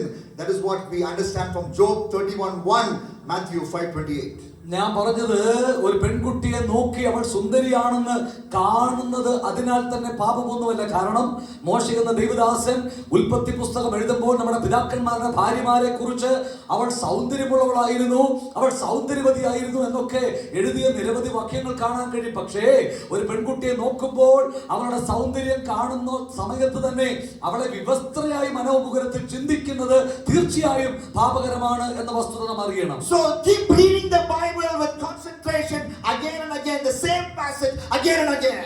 ദൈവത്തിന്റെ വചനം ഒരു ഭാഗം വായിച്ചിട്ട് വീണ്ടും വീണ്ടും വീണ്ടും അതിനെ ആവർത്തിച്ചു വായിക്കുന്നതിനെയാണ് ധ്യാനാത്മകമായ വായന എന്നതുകൊണ്ട് So when I ഉദ്ദേശിക്കുന്നത്. read Genesis 39 again and again and again, I found out 3 times in that chapter the Bible says the Lord was with Joseph. അതെ, ഉൽപ്പത്തി പുസ്തകം 39-ാം അധ്യായം വീണ്ടും വീണ്ടും നമ്മൾ വായിച്ചപ്പോൾ എനിക്ക് കാണുവാൻ കഴിഞ്ഞ ഒരു കാര്യം പലയാവർത്തി അവിടെ പറയുന്നു, യഹോവ ജോസഫിനോട് കൂടെ ഉണ്ടായിരുന്നു. If I want to beat sexual temptation like Joseph, I must celebrate the presence of God wherever I go. Even if I travel alone by train or flight, my wife is not with me. Pastor V.T. Abraham may not be next to me, but always God is with me. I celebrate His presence. When I celebrate His presence, I will not misbehave with any passenger traveling along with me. I will not look wrongfully at any other person in the opposite sex. I will be holy when I celebrate the presence of God. ജോസഫിനോട് കൂടെ ദൈവം ഉണ്ടായിരുന്നുവെന്ന് പലയാവർത്തി ബൈബിളിൽ വായിക്കുന്ന ഒരു വ്യക്തിക്ക് മനസ്സിലാകും. ജോസഫിന് ഉണ്ടായതിനോട് സമാനമായ പ്രലോഭനങ്ങൾ, പാപകരമായ സാഹചര്യങ്ങൾ നമ്മുടെ ജീവിതത്തിൽ കടന്നു വരുമ്പോൾ നമ്മൾ ദൈവത്തിന്റെ സാന്നിധ്യം ആഘോഷമാക്കുന്നവരായിരിക്കും. ആ ആഘോഷമാക്കുന്ന അനുഭവം എന്റെ ജീവിതത്തിൽ ഉള്ളത് കൊണ്ട് ഞാൻ ഒറ്റയ്ക്ക് യാത്ര ചെയ്യുമ്പോൾ, ബസ്സിൽ യാത്ര ചെയ്യുമ്പോൾ ഒരു എതിർ ലിംഗത്തിൽപ്പെട്ട വ്യക്തിയോട് മോശമായി പെരുമാറാൻ തയ്യാറാകില്ല. എന്റെ കൂടെ നിങ്ങൾ ആരുമില്ലെങ്കിലും നമ്മുടെ സൂപ്രണ്ട് V.T. Abraham പാസ്റ്റർ നമ്മുടെ കൂടെ ഇല്ല എങ്കിൽ പോലും. So meditation helps us to find key words, repeated words, and helps us to understand. ദൈവത്തിന്റെ വചനം ധ്യാനിക്കുക എന്ന് വാക്കുകൊണ്ട് അർത്ഥമാക്കുന്നത് ഒരു വചനഭാഗം ആവർത്തിച്ച് വീണ്ടും വീണ്ടും വായിക്കുന്നതിനെ കുറിച്ച് കൂടിയാണ്. So feeding involves meditation. Feeding also involves understanding.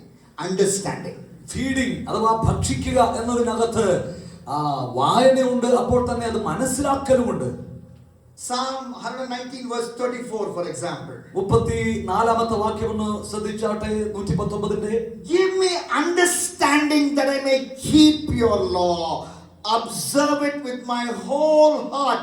Give me understanding that I may keep your law, he writes. ഞാൻ നിന്റെ ന്യായപ്രമാണം കാക്കേണ്ടതിനും അതിനെ പൂർണ്ണ ഹൃദയത്തോടെ പ്രമാണിക്കേണ്ടതിനും എനിക്ക് ബുദ്ധി നൽകണമേ. Through your precepts, verse 104, through your precepts I get understanding, therefore I hate every false way. നിന്റെ ന്യായപ്രമാണങ്ങളാൽ ഞാൻ വിവേകമുള്ളവനാകുന്നു, അതുകൊണ്ട് ഞാൻ സകല വ്യാജമാർഗവും വെറുക്കുന്നുവെന്ന് 104-ാം വാക്യത്തിൽ നമ്മൾ കാണുന്നുണ്ട്. So not only reading what the text, but understanding the text. വേദപുസ്തകം കേവലം വായിച്ച് അത് വായിക്കുക എന്നുള്ളതല്ല, അതിനകത്ത് നിന്നും കാര്യങ്ങൾ ഗ്രഹിക്കുക, മനസ്സിലാക്കിയെടുക്കുക എന്നത് പ്രധാനപ്പെട്ടതാണ്. And when you understand what the Bible says, Bible പറയുന്നത് എന്താണെന്ന് നമ്മൾ മനസ്സിലാക്കാൻ ശ്രമിക്കുമ്പോൾ you hate every false way. എല്ലാ വ്യാജ മാർഗത്തെയും നമ്മൾ അതോടുകൂടി വെറുക്കുവാനും തുടങ്ങും. That's what we understand from Psalm 119 and verse 104. 104-ാമത്തെ വാക്യത്തിൽ ആ സങ്കീർത്തന ഭാഗത്ത് നമ്മൾ വായിക്കുന്ന വചനത്തിന്റെ അർത്ഥം അതാണ് മനസ്സിലാക്കുന്നത്. Okay, one day I was reading Song of Songs chapter 8 and verse 10. ഉത്തമഗീതങ്ങൾ 8-ാം അധ്യായം ഞാൻ ഒരിക്കൽ വായിച്ചുകൊണ്ടിരിക്കുകയായിരുന്നു. 8 and verse 10. 8-ാം അധ്യായത്തിന്റെ 10-ാം വാക്യം വായിക്കുകയായിരുന്നു. The wife is speaking to her husband. ഭാര്യ ഭർത്താവിനോട് സംസാരിക്കുകയാണ്. And the wife says to the husband, ഭാര്യ ഭർത്താവിനോട് പറയുന്നു, in your eyes I see peace. നിന്റെ കണ്ണുകളിൽ ഞാൻ സമാധാനം കാണുന്നു. And the Bible says very frankly in Song of Songs 8:10, she is naked standing before her husband. So she is naked standing before her husband. The Bible specifically says her breasts are exposed, and in the eyes of her husband she sees peace. Bible- Song of Songs 8:10. Bible ഉത്തമഗീതം 8-ാം അധ്യായത്തിന്റെ 10-ാം വാക്യം വായിച്ചാൽ വളരെ വ്യക്തമായി മനസ്സിലാകുന്നു. ഭാര്യ തന്റെ ഭർത്താവിനോട് പറയുന്ന വാക്കുകളാണ്. അവിടെ ആ ഭാര്യ പരിപൂർണ്ണ നഗ്നയായി തന്റെ ഭർത്താവിന്റെ മുമ്പിൽ തന്റെ മാറിടം തുറന്ന നിലയിൽ അവൾ സ്വതന്ത്രയായി നിൽക്കുമ്പോൾ തന്നെ അവൾ പറയുന്നു, അവളുടെ ഭർത്താവിന്റെ കണ്ണുകളിൽ അവളെ കുറിച്ച് അവൾ സമാധാനം കാണുന്നു. So that is what that text says. അതാണ് ബൈബിൾ പറയുന്നത്. How do I understand it? എന്താണ് അതിൽ നിന്നും നാം മനസ്സിലാക്കിയെടുക്കേണ്ടത്? So I understand, if I look at my naked wife, I will have peace in my eyes. But if I look at a naked woman who is not my wife, that porn star, that movie star, then this peace will go for a 6. ഞാൻ അതിൽ നിന്ന് മനസ്സിലാക്കിയെടുക്കേണ്ട ആത്മിക സന്ദേശം എന്താണെന്ന് അറിയാമോ? എന്റെ ഭാര്യയുടെ നഗ്നത എന്റെ മുമ്പിൽ തുറക്കപ്പെടുമ്പോൾ അതെന്റെ കണ്ണിന് സമാധാനം തരുന്നു. എന്നാൽ എന്റെ ഭാര്യയുടേതല്ലാത്ത ഒരു പോൺ സ്റ്റാറിന്റെ, ഒരു അശ്ലീല സിനിമ അഭിനയിക്കുന്ന സ്ത്രീയുടെ നഗ്നത എന്റെ കണ്ണുകൾ കാണുമ്പോൾ എന്റെ സമാധാനം നഷ്ടപ്പെടണം, അഥവാ ആ സമാധാനം എന്നിൽ ഇല്ലാതെയാകണം. So I run away from the porn temptation, enabled by the grace of God. അതുകൊണ്ട് ദൈവത്തിന്റെ ശക്തി പ്രാപിച്ച് അതുപോലെയുള്ള അശ്ലീല നഗ്ന ചിത്രങ്ങളിൽ നിന്നും നമ്മൾ ഓടി ഒളിക്കണം. One day I was reading 2 John verse 12. 2 യോഹന്നാന്റെ ലേഖനം അതിന്റെ one chapter, 2 John verse 12. 10-ാമത്തെ വാക്യം ഞാൻ വായിച്ചുകൊണ്ടിരുന്നപ്പോൾ 12. I'm sorry, 12-ാമത്തെ വാക്യം വായിച്ചുകൊണ്ടിരുന്നപ്പോൾ This senior most leader of the church at that time, about 90 years of age, he says, I have many things to write to you. അതേ 90-ഓളം വയസ്സുള്ള ആ സഭയുടെ അന്നത്തെ ഏറ്റവും വലിയ പാസ്റ്ററായിരുന്ന യോഹന്നാൻ തന്റെ ലേഖനത്തിൽ പറയുക, എനിക്ക് ഒത്തിരി കാര്യങ്ങൾ പറയാനുണ്ട്. But I don't want to write it in paper. പക്ഷെ അതെല്ലാം ഈ പേപ്പറിൽ എഴുതുവാൻ എനിക്ക് താല്പര്യമില്ല. I want to meet you face to face. എനിക്ക് നിന്നെ മുഖാമുഖം കണ്ട് സംസാരിക്കാനാണ് Then താല്പര്യം. my joy will be complete. അപ്പോൾ മാത്രമേ എന്റെ സന്തോഷം പൂർണ്ണമാകുകയുള്ളൂ. So that is what the text says. അതാണ് ബൈബിൾ പറയുന്നത്. How do I understand it? ഞാൻ അതിൽ നിന്നും മനസ്സിലാക്കിയെടുക്കേണ്ട He സന്ദേശം. wrote it before WhatsApp was there. He wrote this before WhatsApp. വാട്സാപ്പും മറ്റ് ചാറ്റിംഗ് സംവിധാനങ്ങളും ഒന്നും ഇല്ലാത്ത കാലത്ത് അദ്ദേഹം So എഴുതിയെന്നാണ്. I imagine how he will say, how he would have written it now. ഇത് എങ്ങനെ ആയിരിക്കണം അദ്ദേഹം എഴുതിയിട്ടുണ്ടാവുക എന്ന് ഊഹിക്കാൻ കഴിയും എനിക്ക്. I don't want to keep on WhatsApping you. എനിക്കിങ്ങനെ എപ്പോഴും വാട്സാപ്പ് ചെയ്തുകൊണ്ടിരിക്കാൻ താല്പര്യമില്ല. I want to keep my phone aside. എന്റെ ഫോൺ ഒന്ന് മാറ്റി വെക്കാനാണ് എനിക്ക് I ഇഷ്ടം. want to look at your face. എനിക്ക് നിങ്ങളെ മുഖത്ത് നോക്കാനാണ് I want താല്പര്യം. to talk with you.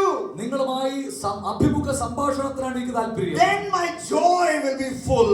അപ്പോൾ എന്റെ സന്തോഷം പൂർണ്ണമാകുമല്ലോ. So the message for you young person is, പ്രിയ ചെറുപ്പക്കാരെ, നിങ്ങൾക്ക് ഈ വചനത്തിൽ നിന്ന് ലഭിക്കുന്ന സന്ദേശം ഇതാണ്. when you are having dinner with your parents, നിങ്ങളുടെ മാതാപിതാക്കളുമായി നിങ്ങൾക്ക് സന്ധ്യയിൽ അത്താഴം കഴിക്കുമ്പോൾ keep the phone aside. നമ്മുടെ ഫോണൊക്കെ ഒന്ന് മാറ്റി വെക്കണം. If your mommy is a phone addict, tell her to keep her phone aside. നിന്റെ അമ്മ മൊബൈൽ ഫോണിന് അഡിക്റ്റ് ആണെങ്കിൽ അവളോട് പറയണം, അമ്മയോട് പറയണം ആ ഫോൺ മാറ്റി വെക്കാൻ. If your father is a mobile addict, ask him to keep the phone aside. പിതാവ് മൊബൈൽ ഫോണിന് അഡിക്റ്റ് ആണെങ്കിൽ അദ്ദേഹത്തോട് പറയണം ഫോൺ മാറ്റി വെക്കാൻ. Keep the phone aside. Look at your family members, speak to them. Then that family's Christ-given joy will be full. അവിടെ നമ്മുടെ കുടുംബാംഗങ്ങളുമായി ഒരുമിച്ച് ഭക്ഷണം കഴിക്കുമ്പോൾ അവരുടെ മുഖത്ത് നോക്കി പരസ്പരം സംസാരിക്കുവാനുള്ള സമയമായിരിക്കണം. അത് ക്രിസ്തുവിന്റെ സ്നേഹം അത് സമ്പൂർണ്ണമായി സന്തോഷമായി നമ്മിൽ വരുന്നപ്പോഴാണ്. So what is understanding the Bible? What is feeding the Bible? What is written then and there 1,000 years ago, 2,000 years ago? You make a bridge and apply it here and now. Bible വായിക്കുമ്പോൾ ശ്രദ്ധിക്കുക, അത് എഴുതപ്പെട്ട കാലഘട്ടത്തിൽ എഴുത്തുകാരൻ എന്ത് ഉദ്ദേശിച്ചുവോ ആ അർത്ഥം മനസ്സിലാക്കിക്കൊണ്ട് ആ പഴയ കാലത്ത് നിന്നും നമ്മുടെ ഇന്നത്തെ സാഹചര്യത്തിലേക്ക് ഒരു പാലം പണിതിട്ട് നമ്മുടെ സാഹചര്യങ്ങളുമായി ബന്ധിപ്പിക്കുന്ന നിലയിൽ കാര്യങ്ങൾ മനസ്സിലാക്കിയെടുക്കണം. How do you do your Bible meditation? Step number 1. നമ്മുടെ ബൈബിൾ ധ്യാനത്തിന്റെ ഒന്നാമത്തെ പടി എന്താണ്? Please. Step number 2, രണ്ടാമത്തത് റീഡ്, വായിക്കുക. step number 3, മൂന്നാമത്തത് feed. Step number 4, heed or obey what you read. അവസാനത്തെ അല്ലെങ്കിൽ നാലാമത്തെ സ്റ്റെപ്പ് ഹീഡ് അഥവാ കേട്ടനുസരിക്കുക എന്നതാണ്. Psalm 119 verse 60 says, വീണ്ടും അതിന്റെ 66ാമത്തെ വാക്യത്തിലേക്ക് നമുക്ക് പോകാം. 60 verse 60, 60.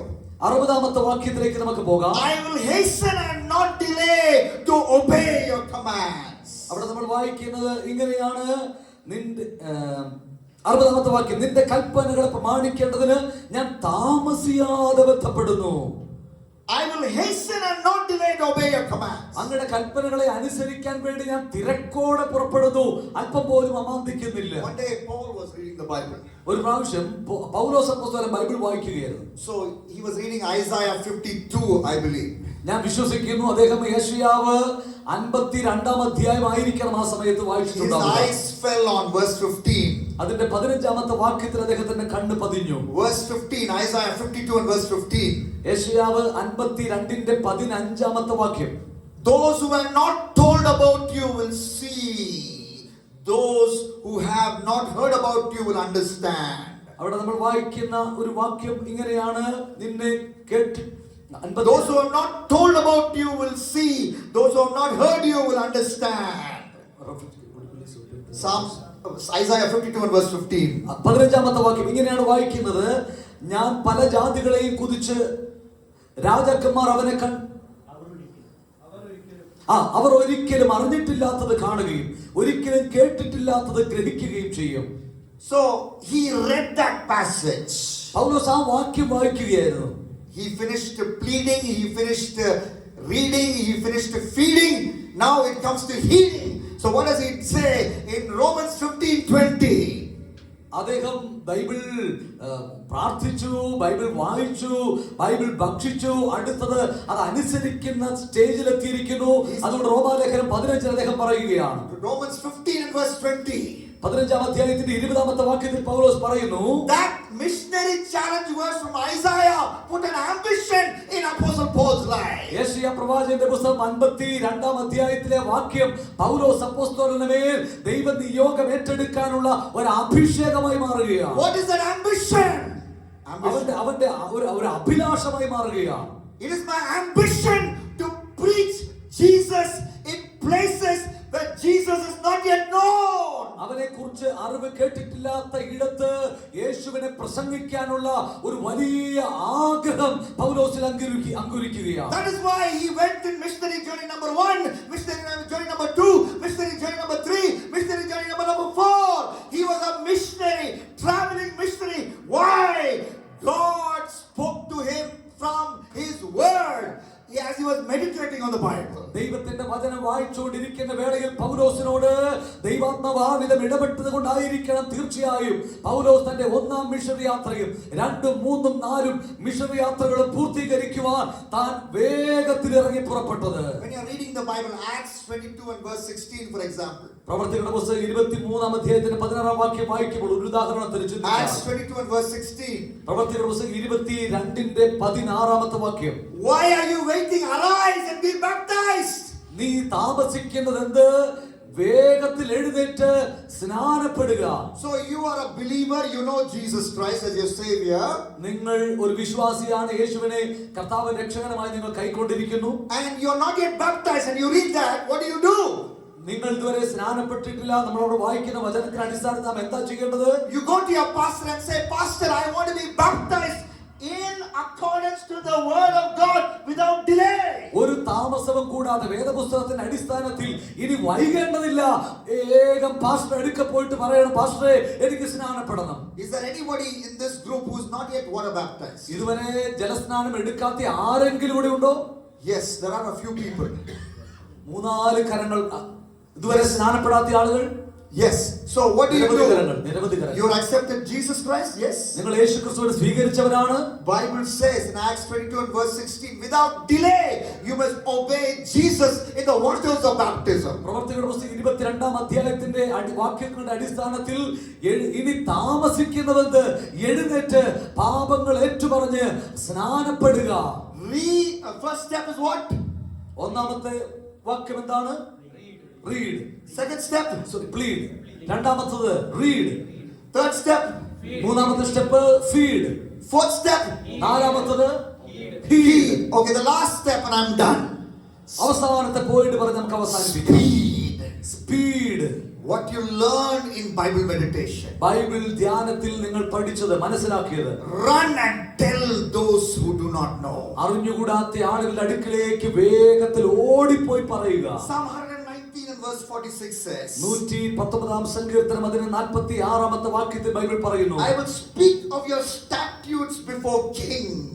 അവിടെ വായിക്കും, ഞാൻ ലജ്ജിക്കാതെ രാജാക്കന്മാരുടെ മുമ്പിലും നിന്റെ സാക്ഷ്യങ്ങളെ കുറിച്ച് സംസാരിക്കും. And will not be put to shame. ഞാൻ അതിനെ കുറിച്ച് അല്പം പോലും ലജ്ജിക്കുകയില്ല. So this writer says, whether it's a king or anybody else, I'm going to share what I understand from my meditation of the Bible. എന്റെ ധ്യാനത്തിലൂടെ ദൈവത്തിന്റെ വചനം എനിക്ക് നൽകിയിട്ടുള്ള ആത്മീക വെളിപ്പാടുകൾ പറയുവാൻ, എന്റെ സന്ദേശം കൈമാറുവാൻ രാജാക്കന്മാരുടെ മുമ്പിൽ പോലും ഞാൻ ലജ്ജിക്കുകയില്ല എന്നാണ് താൻ പറയുന്നത്. You know, one day I was, as I was working in between for a brief time, for 3 years, in the night message I'll talk about it, I was working in a corporate company.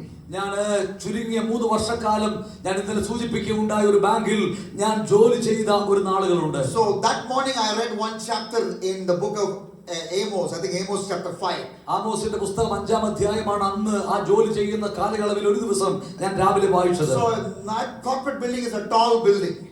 ഞങ്ങളുടെ ആ സ്ഥാപനം ഒരു വളരെ ഉയരമുള്ള സ്ഥാപനമാണ്. So in the lift, one of the co-workers who is a Christian but backslidden Christian was asking me, what is wrong if I read star signs and from the stars I understand my future, and linking my day of birth to my star sign, what is wrong? Does the Bible say anything about it? എന്റെ മുമ്പിൽ ലിഫ്റ്റിൽ അന്ന് ഞങ്ങൾ യാത്ര ചെയ്യുമ്പോൾ എന്റെ കൂടെ ഉണ്ടായിരുന്നത് ഒരു നാമധേയ ക്രൈസ്തവ സഹോദരനായിരുന്നു. അയാൾ എന്നോട് ചോദിച്ചു, ഞാൻ നക്ഷത്ര ഫലം വായിച്ച് എന്റെ ഭാവിയൊക്കെ അറിയുന്നതിനകത്ത് എന്തെങ്കിലും തെറ്റുണ്ടോ?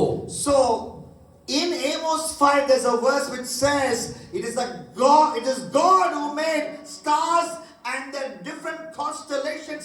Some names are given there. So I said we need to look to God for our future, not the stars He created, or not even to the date of our birth.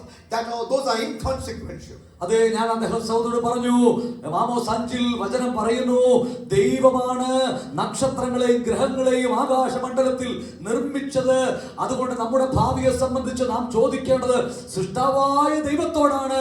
നമ്മുടെ മരണമോ ജനനമോ ഒരു കാരണവശാലും നക്ഷത്രങ്ങളോട് ബന്ധിക്കപ്പെട്ടിട്ടില്ല എന്ന് ഞാൻ പറഞ്ഞു. In the top of the terrace when Peter was praying, God gave him a vision.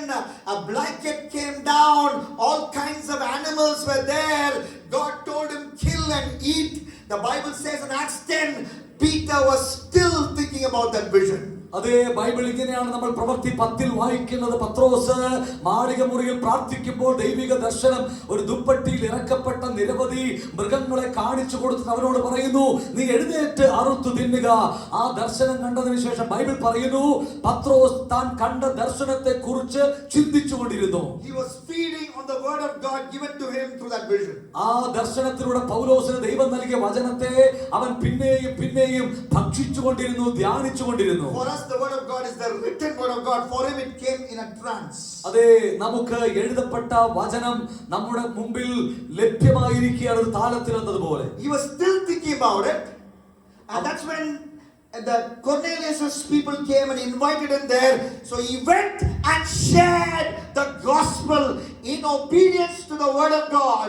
He shared the gospel among Gentiles, because that was the meaning of the vision, that God, he had to preach not only to the Jewish people but also to the Gentiles. അതേ, പത്രോസ് കണ്ട ആ ദർശനത്തിന്റെ ആകെ തുക അദ്ദേഹം ജാതികളോട് സുവിശേഷം പ്രസംഗിക്കണമെന്നുള്ളതായിരുന്നു. അതിനെക്കുറിച്ച് താൻ ധ്യാനിച്ചുകൊണ്ടിരുന്ന സമയത്ത് കൊർന്നേലിയോസ് പറഞ്ഞുവിട്ട ആളുകൾ അവന്റെ അടുക്ക വരികയും അവരോടുകൂടെ അദ്ദേഹം പുറപ്പെട്ട് വിജാതികളായ കൊർന്നേലിയോസിന്റെ ഭവനക്കാരോട് സുവിശേഷം പറയുവാനും അദ്ദേഹത്തിന് ഇടവന്നു. അതിന്റെ കാരണം കേട്ട വചനം അവൻ ധ്യാനിച്ചുകൊണ്ടിരുന്നു എന്നുള്ളതാണ്. As I bring this message to a close, I want to tell you a real story about man of God. എനിക്ക് ഈ സന്ദേശം ഉപസംഹരിക്കുന്ന സമയത്ത് നിങ്ങളുമായി ഒരു ദൈവദാസന്റെ ജീവചരിത്രം പങ്കുവെക്കുവാൻ താല്പര്യമുണ്ട്. His name is Jim Baker. Jim Baker എന്നാണ് അദ്ദേഹത്തിന്റെ പേര്. He wrote a book which is titled, one of the most humbling titles I've ever read. I've read many books, but this is the most humble title I've ever read. The title of the book is, can you say it? Can you see it? I was wrong. ഞാൻ ഒരുപാട് പുസ്തകത്തിന്റെ തലക്കെട്ടുകൾ കണ്ടിട്ടും വായിച്ചിട്ടുമുണ്ട്. പക്ഷേ ഞാൻ കണ്ടതിൽ വെച്ച് ഏറ്റവും താഴ്മയുള്ള ഒരു തലക്കെട്ട് അദ്ദേഹത്തിന്റെ ഗ്രന്ഥത്തിനുണ്ട്. ഞാൻ തെറ്റായിരുന്നു, ഞാൻ തെറ്റിപ്പോയി എന്നാണ് അതിന്റെ തലക്കെട്ട്. This is not somebody writing about him, this is he writing about his own life. അദ്ദേഹം തന്റെ ജീവിതത്തെ കുറിച്ച് സ്വയം എഴുതിയ വാക്കാണ്, മറ്റാരും എഴുതിയതല്ല. He talks about his sexual sin. അദ്ദേഹത്തിന്റെ ലൈംഗിക പാപത്തെ കുറിച്ച് അദ്ദേഹം തുറന്നെഴുതുന്നു. But what attracted me the most was he talks about how for the first time in his life, this is a great ministry leader having thousands of people following him from across the world, with raising millions of dollars. This is a great man of God. Now he's in jail. I'll cut the story short. He's in jail now for some crimes that he committed. In jail for the first time in his life, he says, I am reading the Bible seriously. അദ്ദേഹം ആയിരക്കണക്കിന് ആളുകളെ കർത്താവിൽ വളർത്തിയെടുത്ത വളരെ ശക്തനായി അറിയപ്പെട്ട ഒരു ദൈവമനുഷ്യനാണ്. അദ്ദേഹം ചെയ്ത തെറ്റുകളുടെ ഫലമായി ഇന്ന് അദ്ദേഹം ജയിലിൽ കിടക്കുകയാണ്. അവിടെ കടന്നുകൊണ്ട് അദ്ദേഹം ഞാൻ തെറ്റായിരുന്നു എന്ന ഗ്രന്ഥം എഴുതുമ്പോൾ അദ്ദേഹം പറയുന്നു, ഇപ്പോൾ ഞാൻ വചനം ഗൗരവമായി വളരെ ആഴമായി ഇപ്പോഴാണ് ഞാൻ വായിക്കുന്നതെന്ന് അദ്ദേഹം തുറന്നു പറയുവാൻ തയ്യാറാകുന്നു. In the 532 page he says, the 532nd page he says, when I began to study the scriptures in depth while in prison, something I'm embarrassed and ashamed to admit, I rarely took time to do during the hectic years of constant building and ministering at Praise the Lord Ministries. I was very distressed at what I discovered. അദ്ദേഹം അതിന്റെ 532ാമത്തെ പേജിൽ എഴുതുന്ന ഒരു കാര്യം, ദൈവത്തിന്റെ വചനം വേണ്ടതുപോലെ വായിക്കുകയോ ധ്യാനിക്കുകയോ ചെയ്യാതെ എന്റെ ശുശ്രൂഷയുടെ തിരക്കിൽ ബന്ധപ്പാടിൽ ഒരുപാട് കെട്ടിടങ്ങൾ നിർമ്മിച്ചും ഒത്തിരി കാര്യങ്ങൾ ചെയ്തുമൊക്കെ ഞാൻ വെറുതെ ചെലവിട്ടു എന്നത് എനിക്ക് എന്നിൽ തന്നെ ലജ്ജ തോന്നുന്നുവെന്ന് അദ്ദേഹം തുറന്നെഴുതുകയാണ്. Young people, I love you. Because I love you, I tell you the truth. ഞാൻ നിങ്ങളെ സ്നേഹിക്കുന്നു പ്രിയമുള്ളവരെ, അതുകൊണ്ട് ഞാൻ സത്യം പറയുന്നു. When you have time, നിങ്ങൾക്ക് സമയം ലഭിക്കുമ്പോൾ, when you are a formative minister of the gospel, കർത്താവിന്റെ സുവിശേഷത്തിന്റെ പരിവപ്പെട്ടു വരുന്ന ഒരു ശുശ്രൂഷകൻ എന്ന നിലയിൽ take time to study the word of God. ദൈവത്തിന്റെ വചനം പഠിക്കുവാൻ സമയമെടുക്കുക. Study the scriptures in depth. ദൈവത്തിന്റെ വചനങ്ങൾ ആഴമായി പഠിക്കുവാൻ തയ്യാറാവുക. Then he goes to talk about how he preached the prosperity gospel. But when he started reading the Bible in depth, he understood prosperity gospel is not something what the Bible talks about. അദ്ദേഹം പിന്നീട് അക്കാലത്ത് താൻ പ്രസംഗിച്ച ആ സമൃദ്ധിയുടെ സുവിശേഷത്തിന്റെ നാളുകളെ കുറിച്ച് വളരെ ദുഃഖത്തോടെ പറയുന്നു, ബൈബിൾ ഞാൻ ഇപ്പോൾ ആഴമായി പഠിച്ചപ്പോൾ അങ്ങനെ ഒരു സുവിശേഷം ബൈബിൾ പങ്കുവെക്കുന്നില്ല എന്നുള്ളത് ഒരു യാഥാർത്ഥ്യമാണ് എന്ന് അദ്ദേഹം സമ്മതിക്കുന്നു. Because he didn't read the Bible in depth, he was deceiving thousands and lakhs of people, deceiving them, leading them to hell. But thank God, God made the situation in his life that he went to jail. In jail, he started reading the Bible. അദ്ദേഹം Bible ആഴമായി പഠിക്കാതെ വായിക്കാതെ തന്റെ ദീർഘനാളുകൾ ശുശ്രൂഷ നിർവഹിച്ച ആളുകളെ പറ്റിച്ചുകൊണ്ടിരുന്നു, ആളുകളെ ചതിച്ചുകൊണ്ടിരുന്നു. എന്നാൽ ഇപ്പോൾ ദൈവത്തിന് നന്ദി പറയട്ടെ, അദ്ദേഹം ഈ ജയിലിൽ കടന്നുകൊണ്ടെങ്കിലും കാര്യങ്ങളുടെ വസ്തുതകൾ സത്യസന്ധമായി മനസ്സിലാക്കുവാൻ അദ്ദേഹത്തിന് അവസരമുണ്ടായി. നമ്മുടെ കണ്ണുകളെ നമുക്ക് അടയ്ക്കാം. കർത്താവിനോട് പറയാം, കർത്താവേ, എല്ലാവരും പറഞ്ഞാൽ I will begin to study the scriptures in depth. കർത്താവേ, അവിടുത്തെ വചനങ്ങൾ ആഴമായി പഠിക്കുവാൻ ഞാൻ ഇന്ന് ആരംഭിക്കും. That is my decision, Lord. കർത്താവേ, അതെന്റെ തീരുമാനമാണ്. How many of you will say that? അത് എത്ര പേർ ഇന്ന് രാവിലെ പറയുവാൻ തയ്യാറാകും? I want you to pick up your Bible. നിങ്ങളുടെ ബൈബിൾ നിങ്ങളുടെ കരങ്ങളിൽ എടുക്കുവാൻ ഞാൻ ആവശ്യപ്പെടുന്നു. And I want you to create some space between the chairs. ഈ കസേരകളുടെ നടുവിൽ നിങ്ങൾ അല്പം സ്ഥലം കണ്ടെത്തുവാൻ ഞാൻ നിങ്ങളോട് പറയുന്നു. Kneel down. മുഴങ്കാലിൽ നിൽക്കുക. Kneel down and open your Bible. നിങ്ങളുടെ കൈകളിൽ നിങ്ങളുടെ ബൈബിൾ എടുത്ത് നിങ്ങളുടെ മുമ്പിൽ നിങ്ങൾ ഒന്ന് മുട്ടുകുത്തുക. Let your eyes fall on a passage. നിങ്ങളുടെ കണ്ണുകൾ ദൈവത്തിന്റെ വചനത്തിന്റെ ഒരു ഭാഗത്ത് പതിക്കട്ടെ. Okay, let's do a small exercise for 2 minutes. ഒരു ഒറ്റ മിനിറ്റ് നമുക്ക് ഒരു എക്സസൈസ് ആയി അത് ചെയ്യാം. നിങ്ങളുടെ Bible തുറന്നാലും read Judges chapter 19. Judges chapter 19. ന്യായാധിപന്മാരുടെ പുസ്തകം 19-ാം അധ്യായത്തിലേക്ക് നമുക്കൊന്ന് കണ്ണു തിരിക്കാം. Read it fast. Many of you may have read that story. നിങ്ങൾക്ക് വളരെ വേഗത്തിൽ നിങ്ങൾ പലരും അത് വായിച്ചിട്ടുണ്ടായിരിക്കും. ഒന്ന് വായിച്ചു നോക്കാം. Judges chapter 19. ന്യായാധിപന്മാരുടെ പുസ്തകം 19-ാം അധ്യായം. And it talks about a Levite. അവിടെ ഒരു ലേവ്യരെ കുറിച്ച് പറയുന്നുണ്ട്. He married a concubine. ഒരു വെപ്പാട്ടി അവൻ വിവാഹം കഴിച്ചു. She fought with him and went to her father's house. അവൾ വഴക്കിട്ട് തന്റെ അപ്പന്റെ വീട്ടിലേക്ക് പോയി. He goes to pick her up. അവൾ അവിടെ He പോയി. goes to bring her back. അവളെ തിരിച്ചു കൊണ്ടുവരാൻ അയാൾ പുറപ്പെട്ടു. Father-in-law delays him very much. അവന്റെ അമ്മായിയപ്പൻ അവളെ വിട്ടുതരാൻ കുറെ താമസം വരുത്തി. And then finally he goes to a place. ഒടുവിൽ അയാൾ വേറൊരു ഇടത്തേക്ക് പോവുകയാണ്. He goes to the place in Israel. ഇസ്രായേലിലെ ഒരു സ്ഥലത്തേക്കാണ് അയാൾ പോയത്. And when he is resting in the journey, അവന്റെ യാത്രയിൽ അവൻ വഴിമധ്യേ വിശ്രമിക്കുമ്പോൾ there's a knock on the door. വാതിൽ ആരോ മുട്ടുന്നു. His wife is pulled out. തന്റെ ഭാര്യ വലിച്ച് ഇറക്കപ്പെടുന്നു. His concubine is pulled out. തന്റെ വെപ്പാട്ടിയായ സ്ത്രീയാണ്. She is raped. അവൾ ക്രൂരമായി പീഡിപ്പിക്കപ്പെട്ടിരിക്കുന്നു. Judges 19 says ന്യായാധിപന്മാർ 19 പറയുന്നു he was sleeping that night. ആ രാത്രിയിൽ അവൻ ഉറങ്ങുകയായിരുന്നു. That is what we can understand when we deeply read. He was sleeping that night. ആഴമായി നമ്മൾ അത് വായിച്ചാൽ മനസ്സിലാകും അദ്ദേഹം അവിടെ ഉറങ്ങുന്ന ആ രാത്രിയിലാണ്. And next morning he opens the door. പിറ്റേ ദിവസം രാവിലെ അദ്ദേഹം വാതിൽ തുറക്കുമ്പോൾ He says, let's go. അവൾ പറയും നമുക്ക് ഒരുമിച്ച് പോകാം. What is the message for us? എന്താണ് നമുക്ക് നൽകുന്ന സന്ദേശം? As you keep reading a chapter like that, ആ അധ്യായം ആ നിലയിൽ നമ്മൾ വായിച്ചുകൊണ്ടിരിക്കുമ്പോൾ your mind goes to Genesis 19. This is Judges 19. Your mind comes to Genesis 19. ഉൽപ്പത്തി 19 നമ്മുടെ മനസ്സ് വേഗം പോകും. Genesis 19, similar story. ആ ഉൽപ്പത്തി 19 മറ്റൊരു കഥ കാണുന്നു. But the venue for that story is Sodom. ആ പക്ഷേ ആ കഥ നടക്കുന്നത് സോദോമിലാണ്. What is happening in Sodom is now happening in God's country. ഇതാ ദൈവത്തിന്റെ സ്വന്തം രാജ്യത്ത് സോദോമിൽ നടന്ന അതേ കാര്യം ആവർത്തിക്കപ്പെടുന്നു. What is happening in Sodom is happening in God's country. സോദോമിൽ നടന്ന അതേ കാര്യം ഇതാ ഇപ്പോൾ ദൈവത്തിന്റെ സ്വന്തം നാട്ടിൽ നടക്കുന്നു. But what did the Levite do? എന്താണ് ഈ ലേവ്യൻ ചെയ്തത്? Sleeping. അവൻ ഉറങ്ങുകയായിരുന്നു. His country, his city is going back to the days of Sodom and Gomorrah, and he's sleeping. അതേ തന്റെ രാജ്യത്ത് സോദോമിലും ഗൊമോറയിലും നടന്ന മ്ലേച്ഛതകൾ അരങ്ങേറുമ്പോൾ ഇവിടെ ഇതാ ഈ ലേവ്യൻ രാത്രിയിൽ സുഖത്തിൽ ഉറങ്ങുകയാണ്. Wayanad is going back to the days of Sodom and Gomorrah, and are you sleeping? That's the question from Judges 19. ന്യായാധിപന്മാരുടെ 19-ാം അധ്യായം നമ്മളോട് ചോദിക്കുന്ന ഒരു ചോദ്യം ഇതാണ്. വയനാട് ഇതാ പാപത്തിന്റെ പഴയ സോദോമിന്റെ കാലത്തേക്ക് മടങ്ങിപ്പോകുന്നു. പുരോഹിതന്മാരെ നാം ഉറങ്ങുകയാണോ?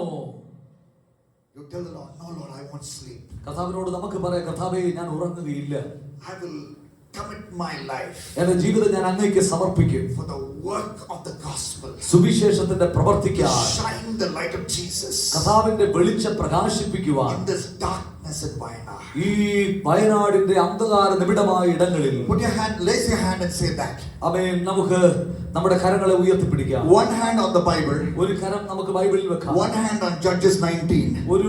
ഒരു വാക്യം ന്യായാധിപന്മാർ 19-ാം അധ്യായത്തിൽ വെക്കാം. Other hand raised up ഒരു കരം നമുക്ക് ഉയർത്തിപ്പിടിക്കാം. and say, Lord, കർത്താവിനോട് പറയാം, കർത്താവേ my one life, എന്റെ ജീവിതം ഒന്നേ ഉള്ളൂ. my one life, എന്റെ ഒരേ ഒരു ജീവിതം I'm dedicating ഞാൻ നിനക്കായി സമർപ്പിക്കുന്നു. not for sleeping and snoring, ഉറക്കം വലിക്കാൻ, കൂർക്കം വലിക്കാൻ, not for sleeping in spiritual slumber, ആത്മീയ ഉറക്കച്ചടവിൽ ജീവിതം തള്ളി നീക്കാനല്ല, but to rise up, മറിച്ച് ഉണർന്നെഴുന്നേൽക്കുവാൻ, but to rise up, ഉണർന്നെഴുന്നേൽക്കുവാൻ, but to jump out of bed, എന്റെ കിടക്കയിൽ നിന്ന് ചാടി എഴുന്നേൽക്കുവാൻ, go out into the darkness, ഇരുട്ടിലേക്ക് കടന്നുപോയി and fight the forces of darkness ഇരുട്ടിന്റെ ശക്തികളോട് യുദ്ധം ചെയ്യുവാൻ, with the sword of God's word. ദൈവത്തിന്റെ വചനമെന്ന വാളുമായി പടപൊരുതുവാൻ. When the devil sees me with the sword of God, ദൈവത്തിന്റെ വചനമായി വിശുദ്ധ ബൈബിളാകുന്ന വാളുമായി എന്നെ പിശാച് കാണുമ്പോൾ he will take a back step. അവൻ പിന്നോട്ട് മാറും. I will light a candle for Jesus. യേശുവിന് വേണ്ടി ഞാൻ ആ വെളിച്ചം പ്രകാശിപ്പിക്കും. I will light a candle for Jesus. യേശുവിന് വേണ്ടി ഞാൻ ആ വെളിച്ചം പ്രകാശിപ്പിക്കും. In this one life I have, എന്റെ ജീവിതം ഒരേ ഒരു ജീവിതമാണ് കർത്താവേ. I will light a candle for Jesus. യേശുവിന് വേണ്ടി ഞാൻ ഈ വെളിച്ചം The പ്രകാശിപ്പിക്കും. darkness of Sodom will not prevail in my land. എന്റെ ദേശത്ത് സൊദോമിലെ അന്ധകാര പാപം നിലനിൽക്കാൻ ഞാൻ അനുവദിക്കത്തില്ല. Because I'm shining like a candle for Jesus. കർത്താവിന് വേണ്ടി, യേശുവിന് വേണ്ടി ഒരു ജ്വലിക്കുന്ന വിളക്കായി ഞാൻ മാറും. Not alone. ഞാൻ ഒറ്റയ്ക്കല്ല. I have my friends here. എന്റെ സുഹൃത്തുക്കൾ, I have my brothers here. എന്റെ സഹോദരങ്ങൾ We are going to join together. ഞങ്ങൾ ഒരുമിച്ച് നിൽക്കാൻ പോവുകയാണ്. This candle light will become a blaze like a volcano. It's going to become a moment that will turn the world upside down for Jesus. എന്റെ മെഴുകുതിരി ഒറ്റയ്ക്കല്ല, ഞങ്ങൾ ഒരുമിച്ച് നിൽക്കുമ്പോൾ അതൊരു അഗ്നിപർവ്വത സ്ഫോടനം പോലെ ദേശത്തെ രൂപാന്തരപ്പെടുത്തുന്ന ഒരു അഗ്നി വിസ്ഫോടനമായി മാറും. I want our real Pastor Peter to come and give us pray for us as we close this session in prayer. Amen.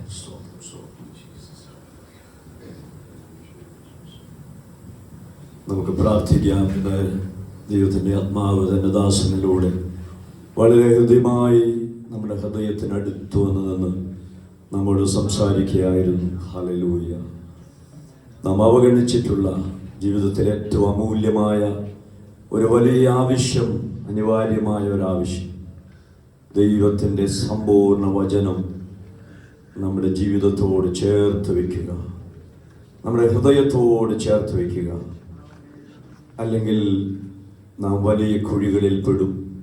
നമ്മുടെ ജീവിതം പാഴായിപ്പോയ പടവുകളിൽ നോക്കി നാം നെടുവീർപ്പിടേണ്ടി വരും. അതൊരിക്കലും സംഭവിക്കാതിരിപ്പാൻ ഞാൻ നിന്നോട്